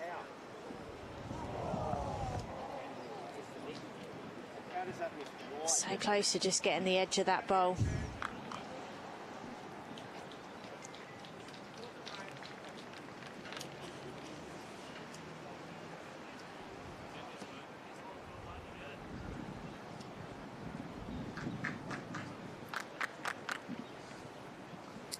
Another end win here for the Oster combination, and starting to look pretty tantalising.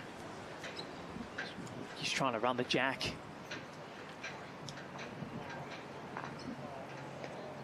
Oh, he's trying to get that bowl out. Oh, and he's been unlucky there. So now is their chance. Aaron Tees. Can he get rid of that bowl for a few?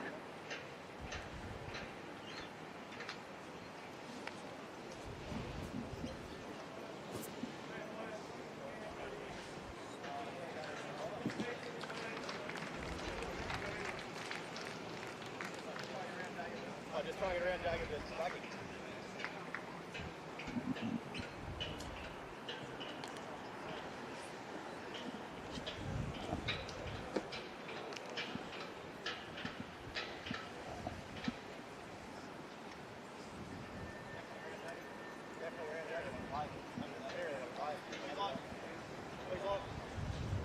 So Aaron Tees doesn't affect the count. What is the total going to be? It is a 3.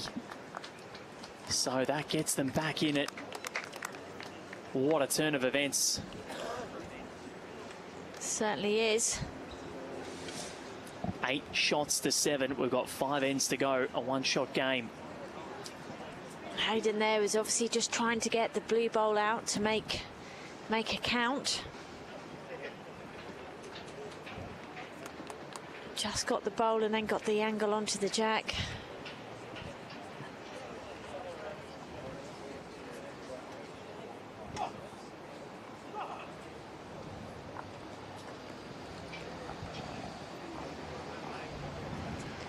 So they're going to stretch it out, Team Blue.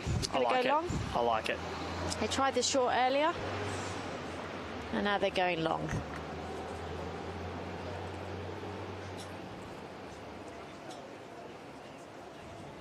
Big end here for the Peach team. After something goes wrong, it really is the time to consolidate, dig deep.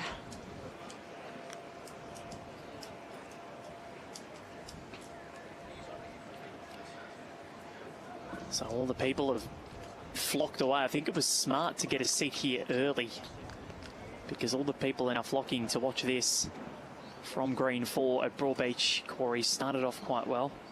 Yeah, another good opening bowl. Never far away, is he? But Tyler's staying with him. Again, not far away.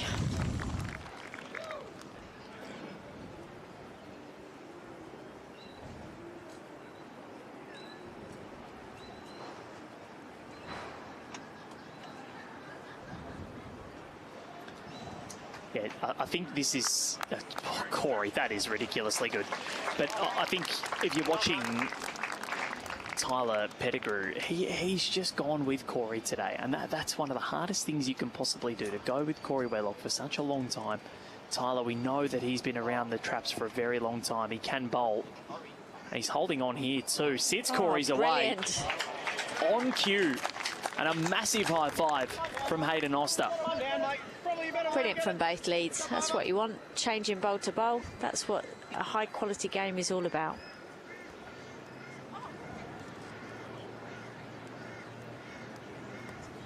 It's Nathan Black just coming up the forehand. Got to navigate those bowls. Just slipping under, stays on, it'll be useful.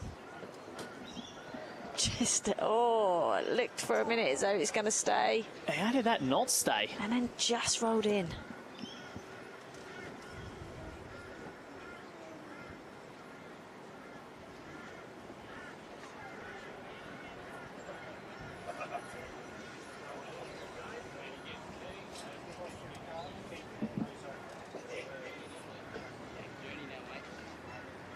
It's Harvey McAllister. Puts in a jack high bowl.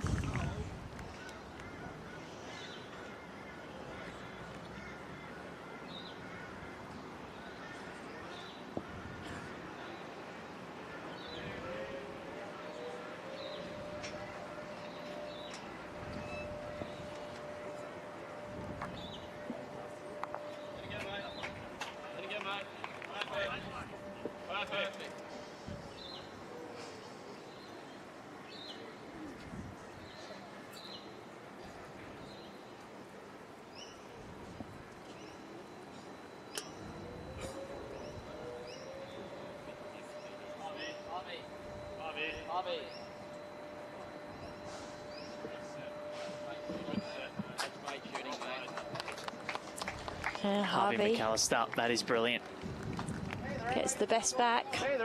And the way this game's been going, the jack's not been staying still, is it? So, very smart move to get there first.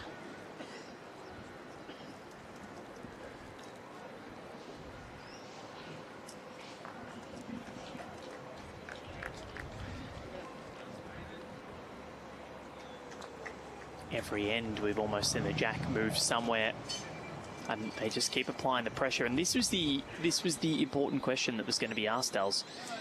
Would the Oster combination let what happened in the last end get to them? And they haven't. They've actually come out and said, oh well, results happen. Yep, we gave it a go. Yep, 5 ends to go, we're still in front. And don't forget, of course, Teasy had a bowl left, so he could have done it himself. Could have changed it over. Jacob Aiken getting right behind.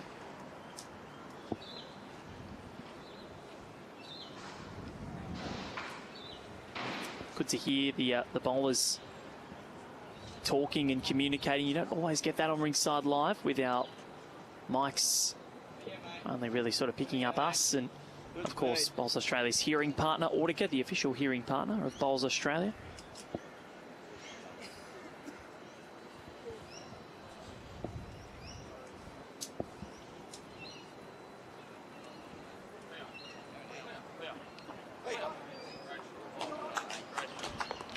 Great bowl there from Jacob. Currently 1 to the Peach team.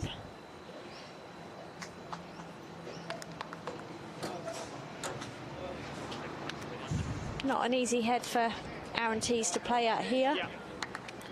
But that's credit to the front three of Hayden Oster, Pettigrew, McAllister and Aitken. They have made it so difficult for Aaron Tees. They've almost made it a dream for Hayden Oster, who has obliged when he's needed to.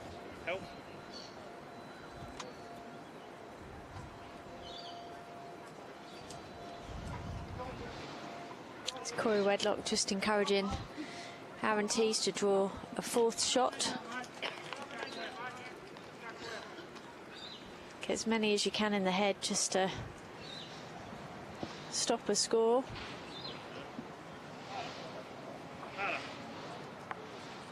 Yep, that's a good effort in terms of what he was asked to do. Just sat out the wrong way. So 1 at the moment to the Oster combination. What are you pointing at here, Els? Well, it depends how brave Hayden's feeling.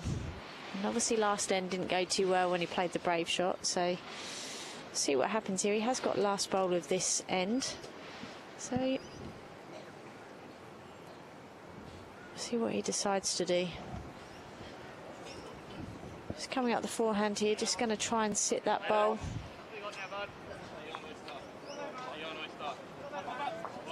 Oh, and he's made another.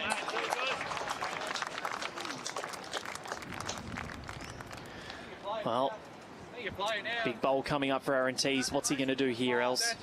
He's going to run at it. He's going to play between the 2 short bowls there. Look to score a goal.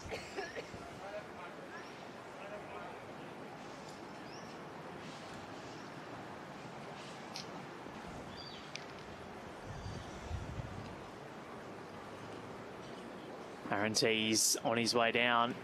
Can he find his way through? Maybe sit on his own. He can't. So a chance for Hayden Oster to negate the 3 that was scored against them in the previous end. There is that magic lifter Tyler Pettigrew's holding, waving it like a wand, hoping that this bowl will do something good. He's on the trot behind it, is Hayden Oster. Can he get down? Can he rock it in? Oh, and he lifts another one in. Very good by you, Els. And very good by Hayden Oster, who restores their 4-shot lead.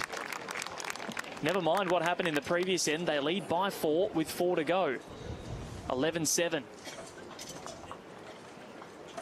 His weight control was brilliant there.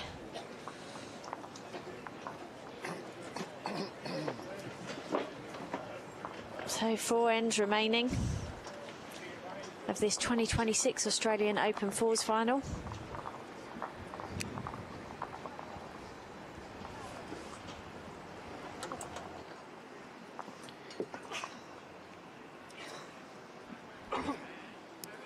So we've still got the final 4 ends of this decider into the mixed pairs final. Scheduled to start at 5:30. It's probably going to start on time. Get the presentations done on green 4 and then head over here.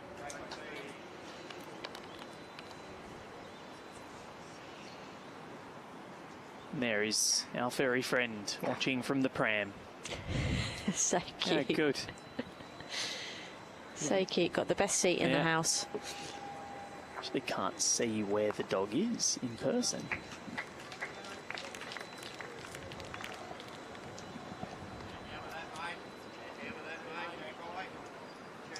So can Corey Wedlock beat Tyler Pettigrew here? Well, he's got behind. They need a big collect at some stage. They just haven't been afforded any space at all. And that's been a massive credit to the front 3 of Tyler Pettigrew, Harvey McAllister and Jacob Aitken.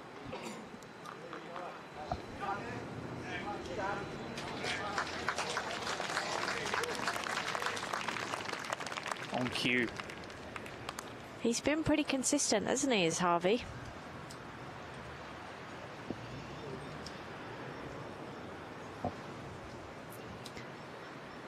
As Nathan Black tries to take control back here, and he has. Very good reply from Nathan.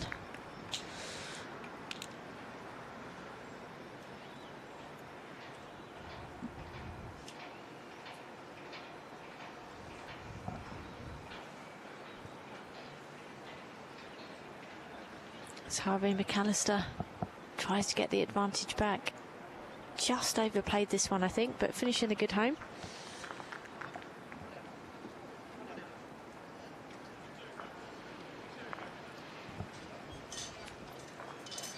Meanwhile, in the other final taking place on this green, it's 14-9 in the favour of Brett Sellers and David Minns against Damien Delgado and Cooper Whitestyles. They're currently played 13 ends.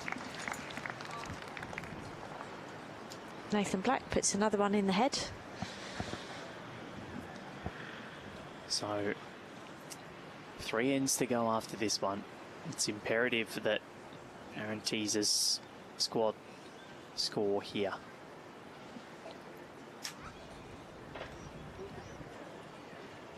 They've scored in 6 of the 11 ends so far, the Ulster combination. But 4 of them have been multiples, just the 2 singles. And the 5 ends that Aaron Tease has scored, only 1 of them has been a multiple. And it was given to them.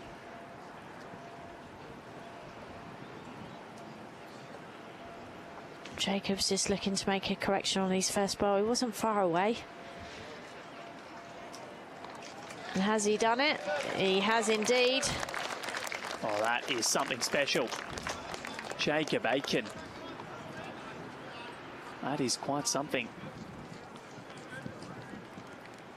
And J. Brian Norris will look to follow this down as we see that replay. That wonderful bowl from Jacob. Meanwhile, J. Brian Norris looks pretty close himself. Oh, he's made just it worse. Sat it the wrong way. And he's curved it around the jack. Like the jack was a planet and the bowl was orbiting around it. So Hayden Oster again comes to the mat, holding. They are enjoying every single second of this final. Yeah, they're certainly not phased. Young team with a bit of experience in there, but very much embracing the opportunity and playing against some of the world's best players.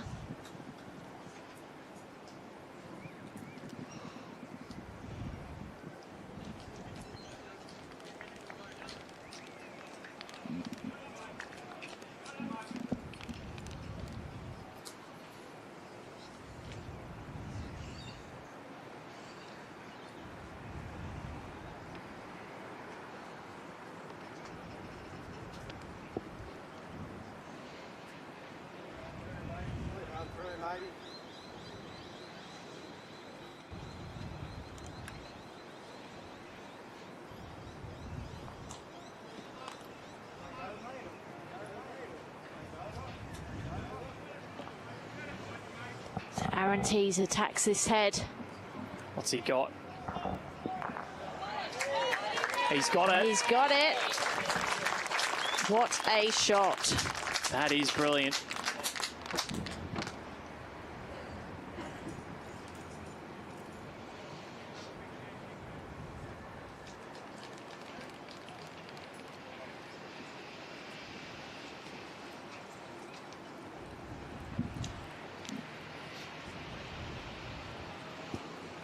As Hayden just tries to sneak by the front.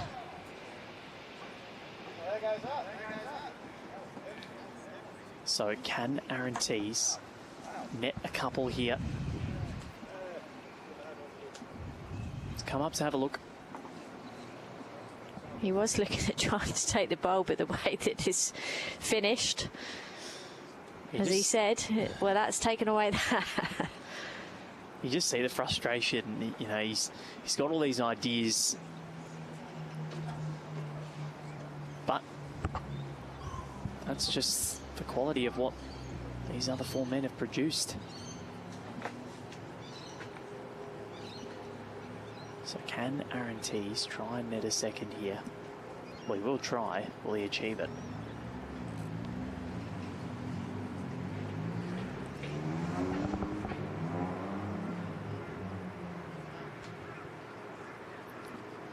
Urging it on. Is it going to get there? It was a fine effort. It's a good effort, yep. Weight was perfect, but they are ticking along. 1 to blue, making it 8-11. And again, that's another single. as we go into the final 3 ends of this final. I reckon, Els, if Hayden Oster scores again, they'll win. Okay, that's your prediction, is it? Okay. I'll write it down.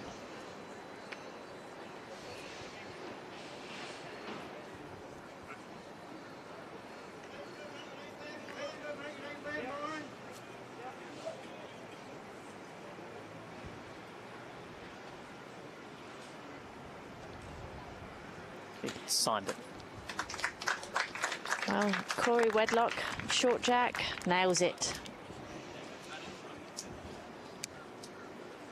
That is going to help for sure in terms of sending this match on and sending this one to the wire, because Tyler Pettigrew has just been sensational. And look at bowls like that. It is ridiculous. What a reply. When Corey sits on the jack, Tyler sits on Corey. And then Corey's going again. And he's not far away. Just sneaks around. Finishes well.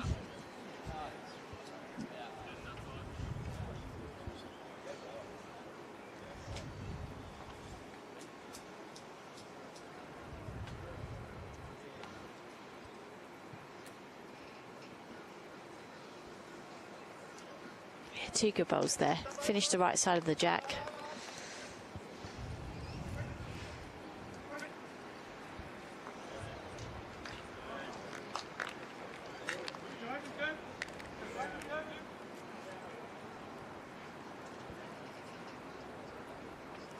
Nathan Black also just sneaking past.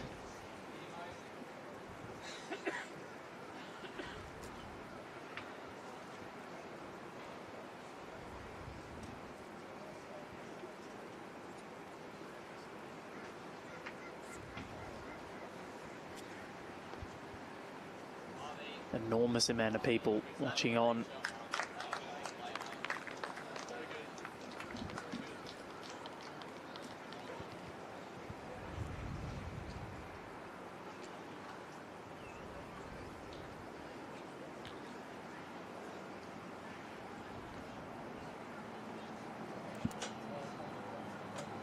Nathan Black, close, opens it up. Yeah, he's played it well. But as we've grown accustomed to, Tyler is just in the right place. It was a good bowl. His second delivery. Always knew that the jack was going to finish on that side. So rather than put another one in, put a positional bowl. As Harvey just tries to tip his bowl in. Just going to go by.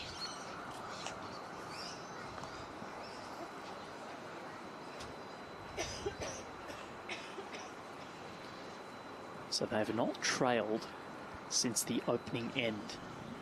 It was 3 all, or 2 all after 3. But they have just had the answers every single time. Who would you say your MVP has been in this rink, or this game so far? Oh, that's a hard one to call, Val. They've all played their part. For me, set up early by Jacob Aitken, but Tyler Pettigrew has been remarkable. Yeah, he certainly played extremely well. J-By Norris, so there's one. That's a great bowl there from J-By. And the fact that they didn't let that 3 get the better of them, that could have been the catalyst for the wheels to fall off. It could have been. It could have been. I think it's just been a really solid team performance so far from the Peach team. They've all played their part. But the same for Blue. There's not a lot between both teams, and the scoreline shows that.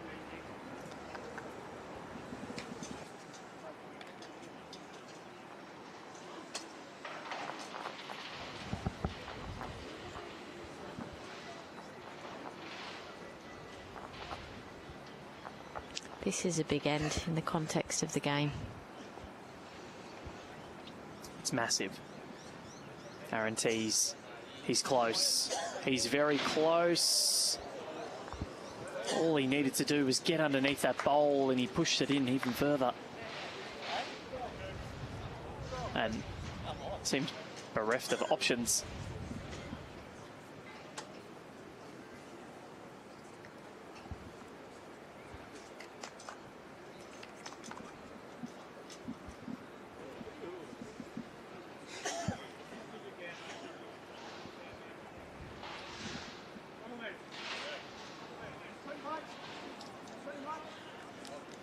Hayden needs to hurry. It's not going to get there, so Aaron Tees with another opportunity. How much is that ball worth? I think the wing white ball, it doesn't look like it on the TV screen, but looking at the green directly, that looks as though it's probably fourth bowl.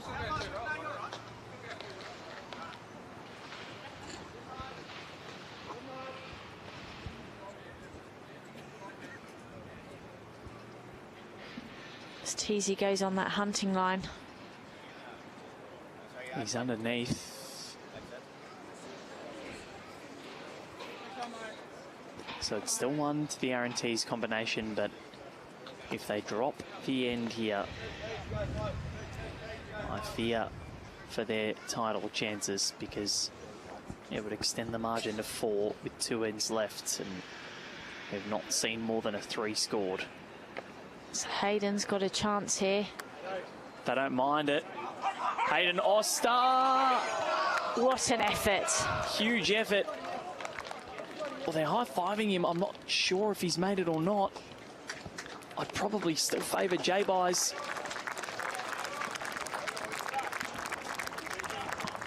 And it is 1 to blue, making it 9-11 with 2 ends to play. How critical will that be? Look at this as it replays. Just not enough. So close. What an effort. 11-9. And now they've actually won more ends than they've lost, Team Blue. Wedlock, black by Norris and Tees. But they've scored 1 multiple across this contest, as opposed to 4 multiples. And sometimes that is the difference. It certainly can be. Short jack again being opted for. Team Blue as Corey Wedlock leads the charge. Great start again from Corey.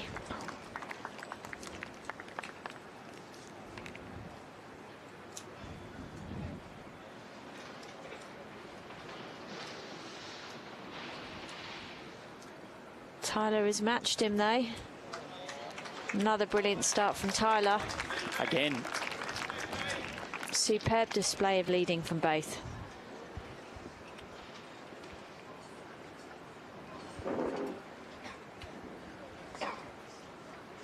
As Corey Wedlock responds. Not sure if it's moved it enough for shot, but still plenty of bowls to come. As Tyler tries to land Corey's bowl, and he does effectively.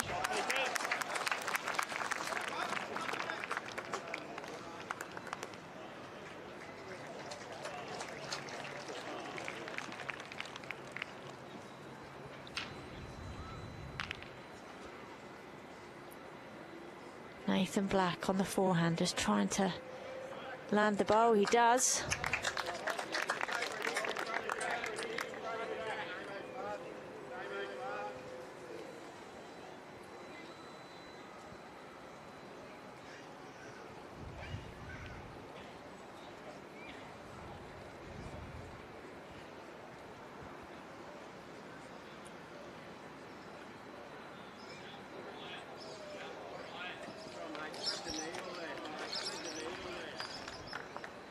Hands on the head from Hayden Oliver Osterle.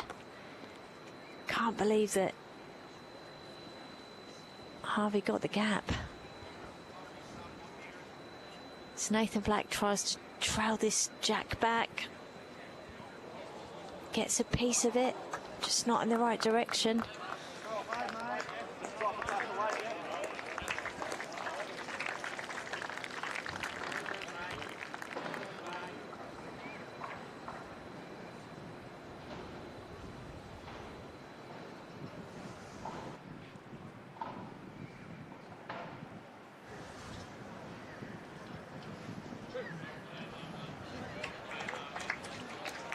Another bowl in the head from Harvey McAllister.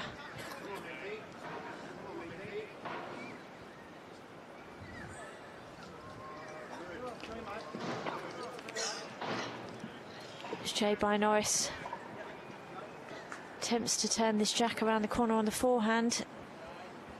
Just slips by. Great effort.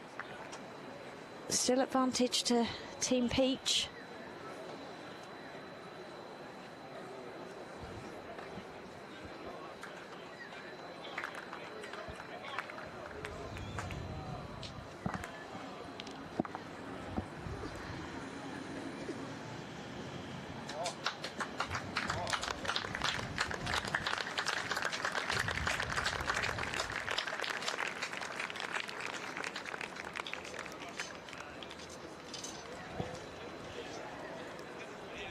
Well, that last bowl will mean a change of hand for Jacob.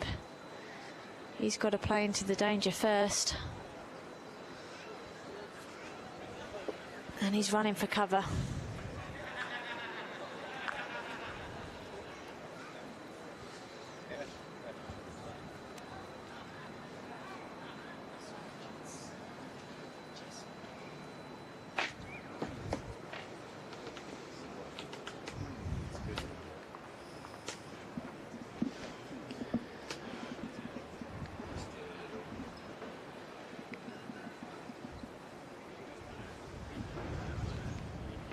There are people everywhere.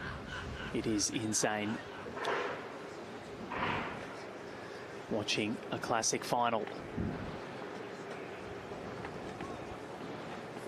Certainly is an incredible day of bowls. There's no seating room left. It's all standing. There are people huddled around the green.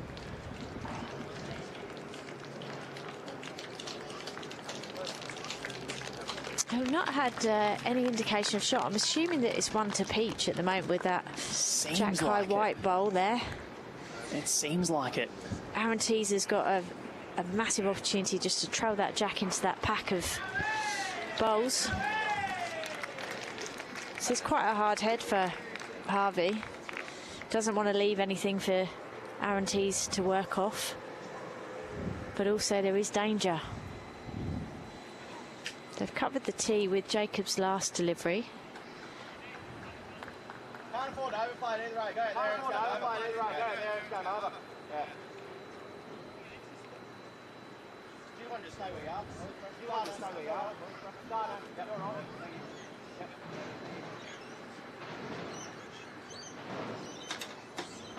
Yep. Aaron Tease, this is a big bowl. He's on the trot after it.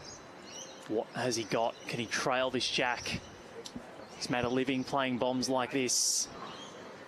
His weight was good, but he's drifted under.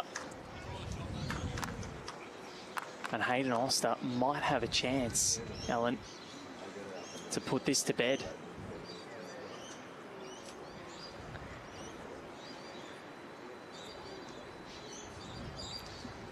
David Minns and Brett Sellers have won the multi-disability open pairs next door 14-13. Hayden Oster, can he draw a second? He can. Well played. That was a brave shot. And that might just be the straw that broke the camel's back. They lead by 4. 1 end to play. Tyler Pettigrew, Harvey McAllister, Jacob Aitken and Hayden Oster are ever so close.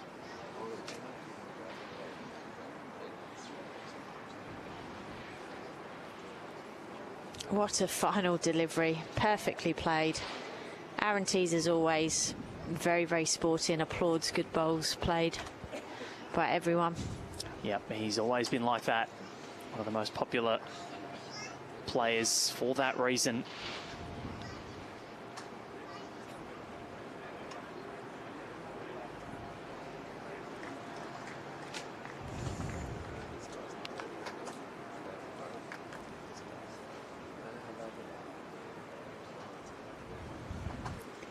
Corey Wedlock will be looking to put 2 in. So a 4 will send this to an extra end. A 5 will win it. And we've already seen that scores can happen. Yep. The problem is they've only scored more than a 1 on one occasion. The Aaron-Tees combination. And that was because of a mistake from Hayden Oster. But if you think back to the women's fours final, that 5 came from nowhere. Yep. Malaysia to put them in commanding position. That is a job well done by Tyler Pettigrew. He has gone toe-to-toe with Corey Wedlock all game and matched it with him. He has indeed. He has indeed.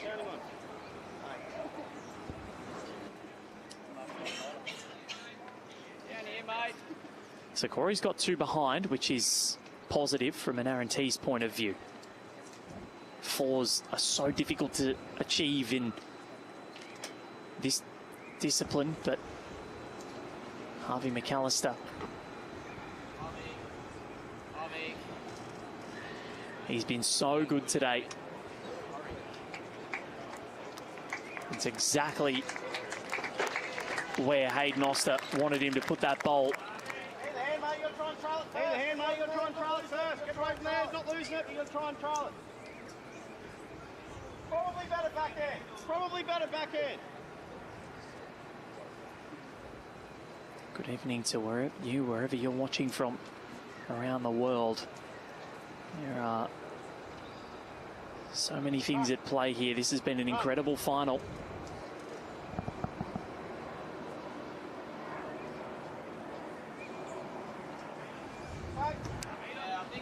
Nathan's weight was good for it.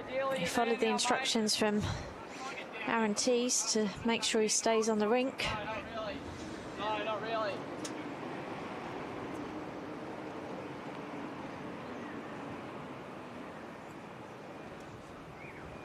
So Hayden just calling Harvey for a deeper delivery.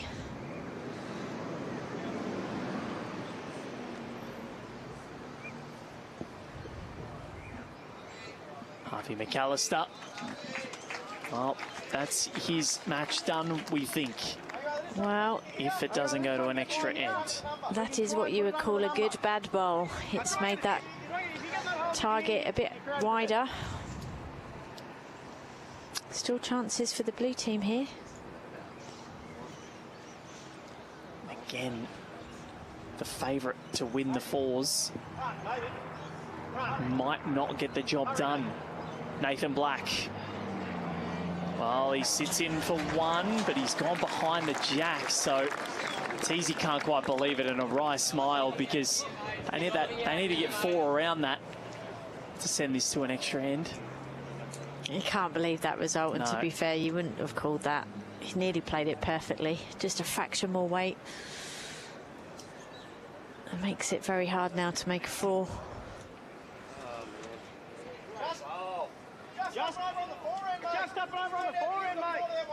And they will have the last bowl, so they may have their options, who knows. Yep, just wants to get that bowl out there on that side, give themselves a chance. Jabbar Norris is quite close. He's very close, Jabbar Norris. Well, there's 2. Well, plan B. Just keep drawing them. And sometimes the simple thing Yep. is the best thing. Unfortunately, when there's 16 bowls on a rink, there's too many permutations. There are indeed. Jacob Aiken. You can hear a pin drop around Club Broadbeach. Yeah, certainly tense, isn't it? He's under. J-Bite. Well, what can he do? Nearly something similar, mate, or you nearly something similar, mate, or you come and have a look. Johnny, come and have a look. We'll talk about it as a team. Yeah. He says, J-Bite, come and have a look. We'll talk about it as a team. And Ellen Faulkner, if you are Aaron-Tees and J-Bite Norris, what are you discussing and where are you putting this bowl? I think he's just got to arrive on the forehand. If he lands the pink or if he gets into the head, it's a good thing. Because out that side, they have got some. So anything there is a pink bowl, but it gives Aaron-Tees a chance to go for that pink bowl. What he can't do is be short. He's he's got to play a positive draw into this head.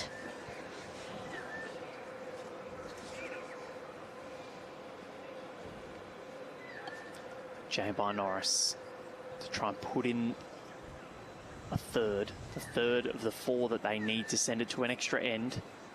He lost the pairs final today to the man that's on his team. He's not far away. J-By Norris, if this can turn, what an effort. Great effort. Now the big thing here is, does it beat the other pink bowl? Looks as though it probably does on the screen. So could Teasy sit that out and stay for 4? That would be the idea. Big target. Yep. But the way they're going, the luck would probably put that pink ball straight into the jack.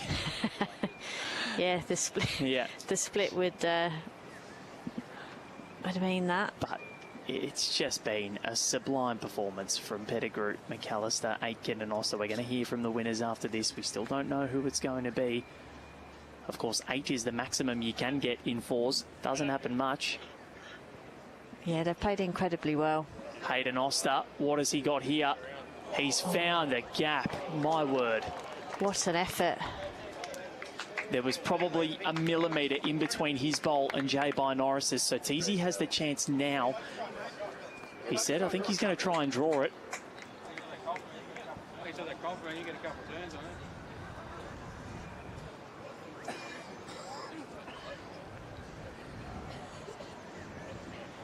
Well, we said that he's made a living off bowls like these. He's got 2 in the tank. Hayden Oster only with 1. He's running in behind it, Aaron Tees. He's done this on so many occasions. He's very close. Aaron Tees! And he's played it brilliantly. He has.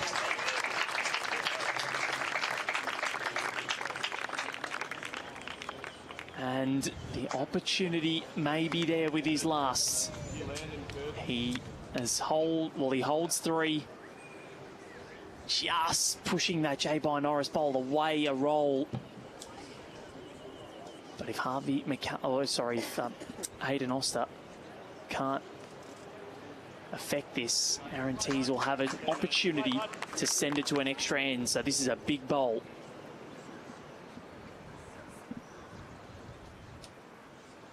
A monster of a bowl. The young Hayden Oster. He has been mighty so far. He certainly has. Has he done it again? It's on its way. He sends it a roll, but I think it's still in the counts. I think that it is, Els. It's a mighty effort. That is a huge effort.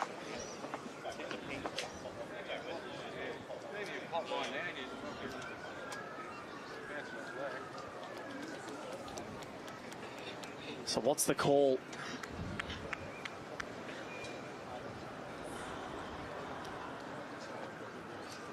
The shot is on.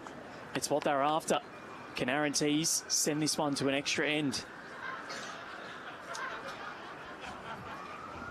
Or win the game?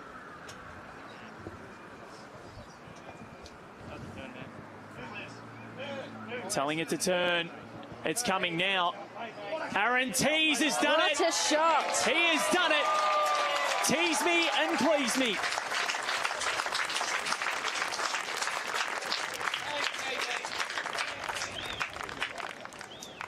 Ridiculous.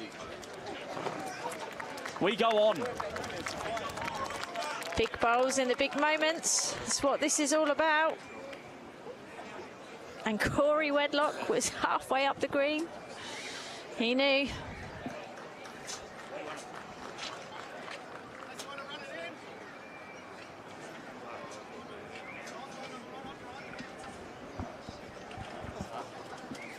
So Teasy said, what do we do with the mat? We're voting. Give it. I think Teasy was almost thinking to run it in. So I think they've won the toss. And it's going to be Matt to Tyler Pettigrew. Teasy was almost thinking to take it and run the jack in the pit, which would have been incredible. I would have been up for that, else. 100% I would have been up for that. We've seen that a few times, haven't we? What a match. What a game. 13 all. We've got an extra end, ladies and gentlemen. What a game. I hope you haven't turned your televisions off or computers or device. Well, we saw Team Peach, Hayden Oster's team, bounce back when they dropped to 3 a few ends ago. And they've done it again. Great start there from Tyler. He has just been mighty.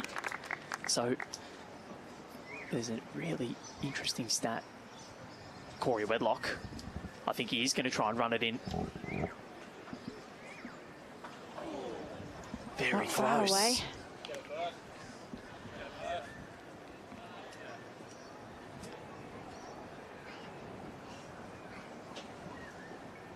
What is a target? Does Corey go again? Maybe Tyler's going to try and run it in. Tyler's going for it too. Tyler Pettigrew. Has he got it? He's very close. He's clipped his own away.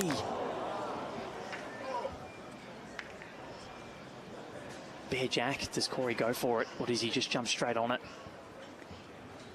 No, we'll jump straight on it now. There's more room.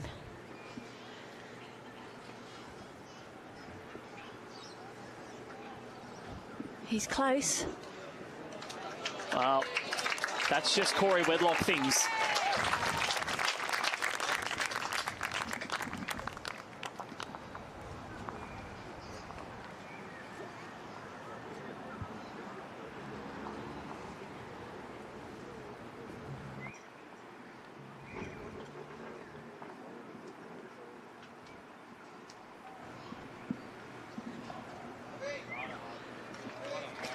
Yeah, Harvey puts in a bowl in the area.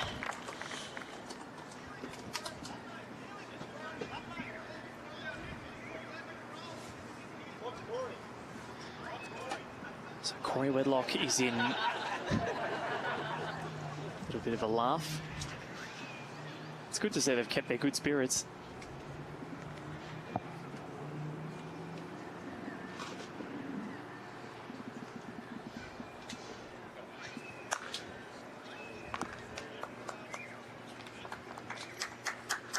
Yeah, Nathan Black stays on. Useful bowl.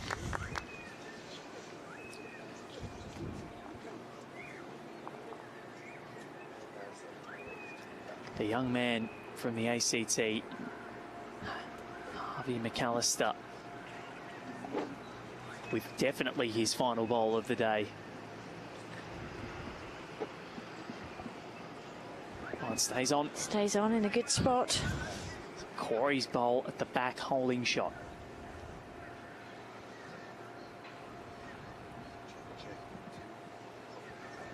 There are people that have climbed to the back of the grandstand to watch this.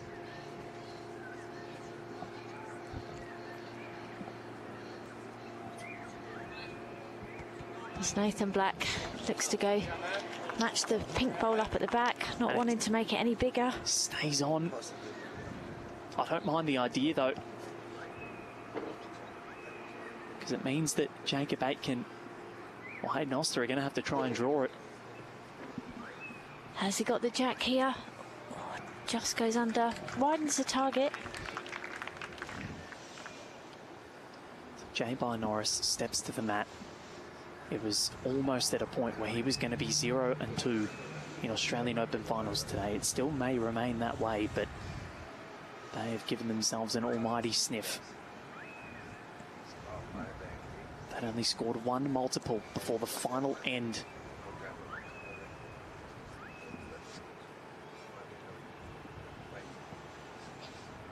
A thriller of a day.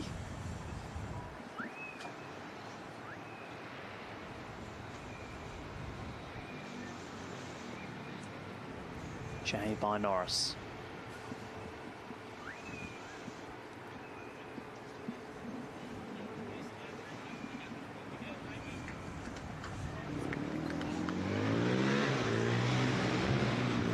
I don't want to go too close.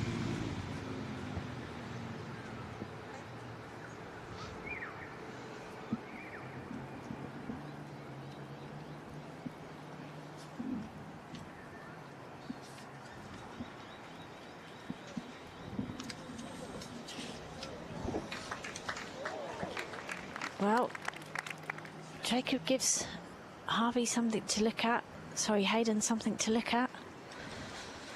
Can work off that bowl.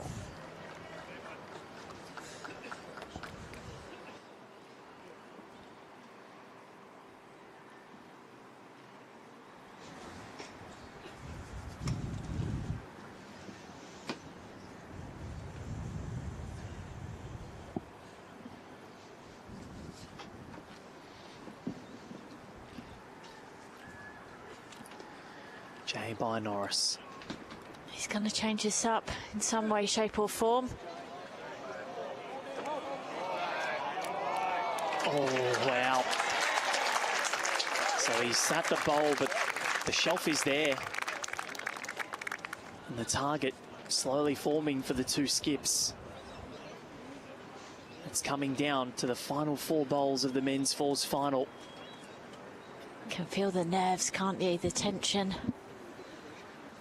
We've required an extra 16th end. Hayden Oster has proved time and time again throughout this tournament that he's got what it takes. They've beaten the team of Aaron Sheriff, got through a tight semi as well.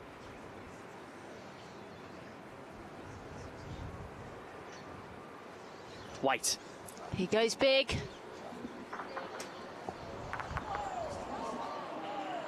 It's clattered in for shot.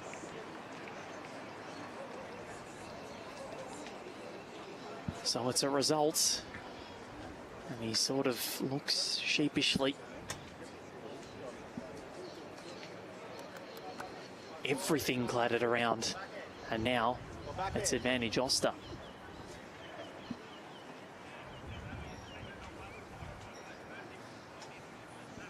Aaron Tees. Sent it to the extra end with 2 beauties.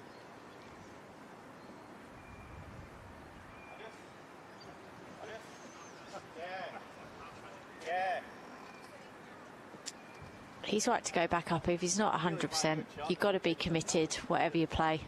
Well, there's no time limit, so it's fine. He can take as long as he needs. He's still got 2 left in the tank. He'd be slightly peeved at the fact of what happened in the last bowl, but that is bowls.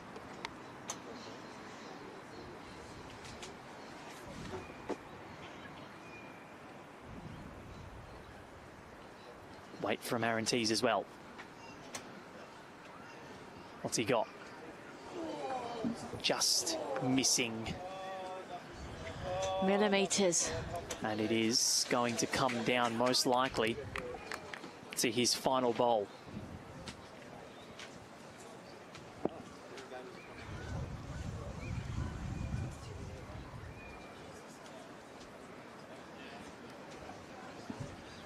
You can even hear people whispering at Broadbeach. That's how quiet it's become.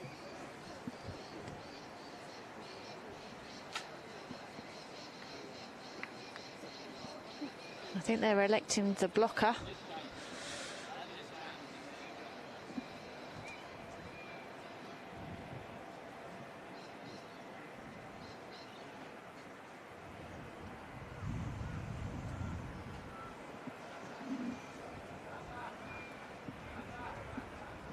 Is it going to get back to the centre line? And he's played it pretty well. Oh, it's still there for Aaron Tees. A wry smile from Teesy, and Hayden Oster now can only watch, and his teammates Tyler Pettigrew, Jacob Aiken, Harvey McAllister. Final ball coming in from Aaron Tees. It is Wade again. Wants it to swing. And he's collected. It hasn't gone their way.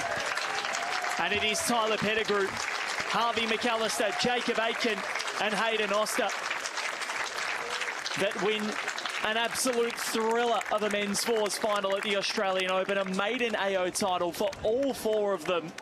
And they have gone toe-to-toe with some of the best in the world. and come out on top. Ellen Faulkner, what a contest. What a match we've witnessed here this evening at Club Broadbeach. Great to see the boys celebrating, played in fantastic spirit. Great bowls acknowledged by everyone involved, and look at the smile on those faces. They're definitely the younger, the less experienced of the two teams, but they've prevailed here today. And we'll just wait for the interviews to take place with the winning team. You can see it's absolutely packed here at Club Broadbeach, and we've still got one more final to go this evening as Val Febo joins the winners and congratulates them on their performance. So we'll hear from them directly for their take on what was a fantastic high-quality game that changed hands a few times. They were in control. TZ played two absolute remarkable bowls to force an extra end, but the Peach team still prevailed. Over to you, Val.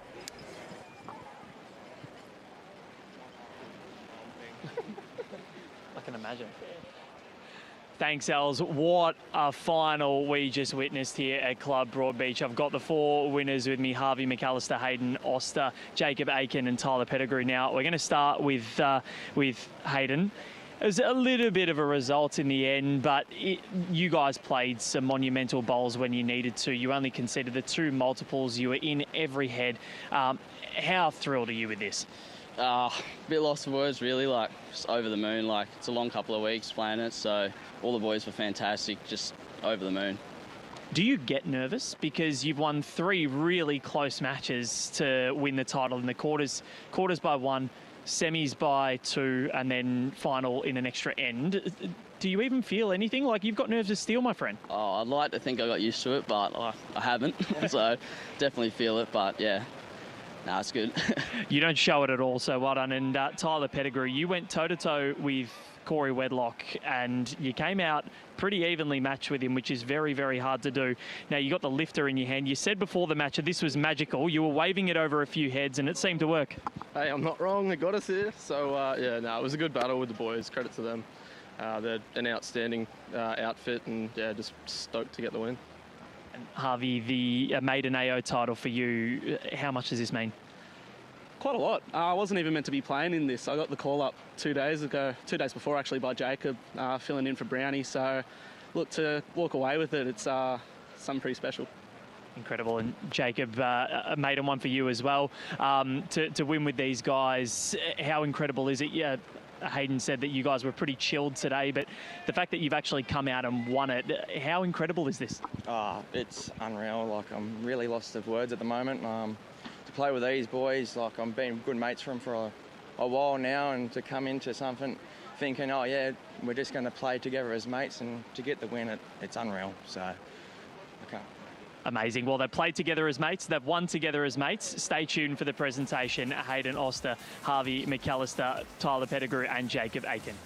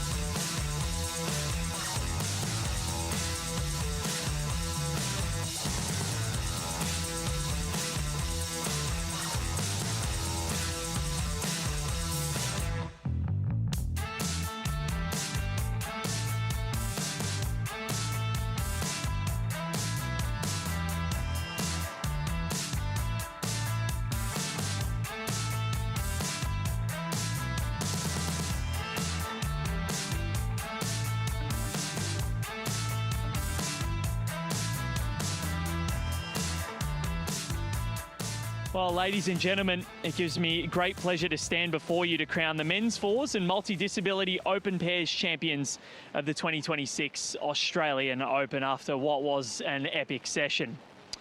An event of this magnitude would simply not be possible without the generous support of our valued partners at Bowls Australia. So I would sincerely like to thank Tourism and Events Queensland and Experience Gold Coast, the Australian Sports Commission and Australian Institute of Sport, Commonwealth Games Australia, Tripadil, Keno Go, Audica, the Original Mattress Factory, Aero Bowls, Host Plus, BCIB, MacMax, Puma,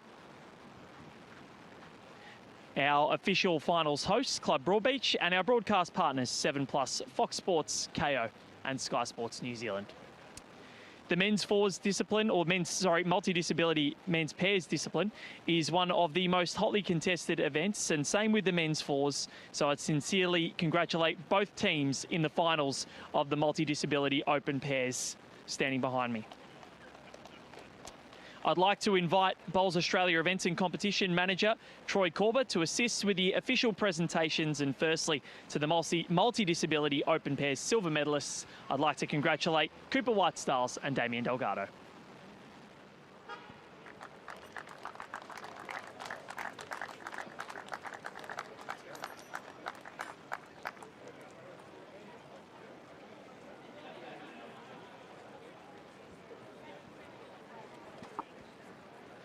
And now to the winners of the gold medal, Champions Trophy and prize check, the multi-disability open pairs gold medalists, Brett Sellers and David Mins.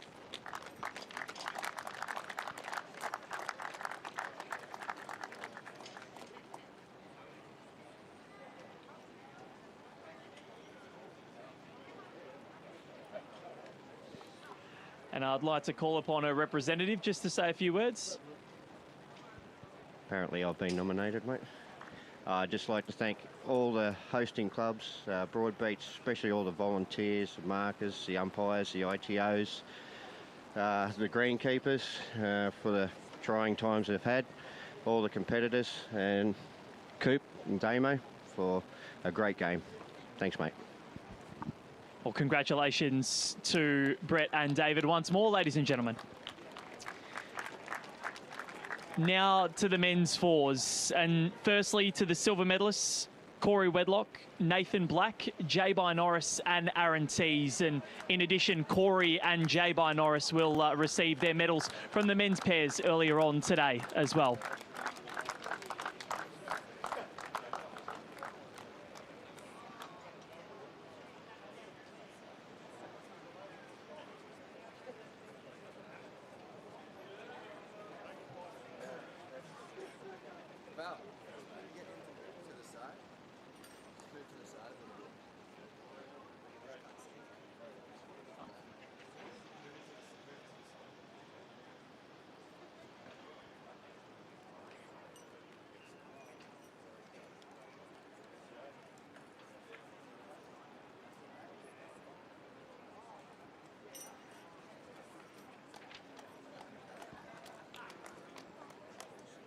And now to the winners of the gold medal, the Champions Trophy and the $12,000 prize check. Please congratulate the men's fours winners, Tyler Pettigrew, Harvey McAllister, Jacob Aiken and Hayden Oster.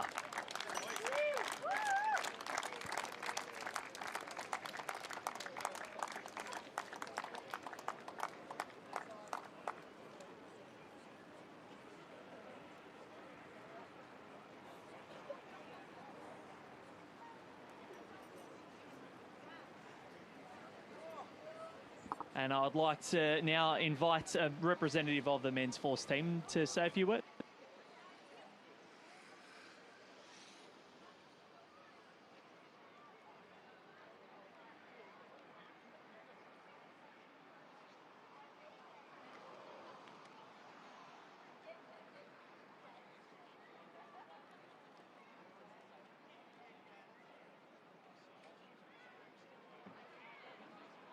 Week and a half.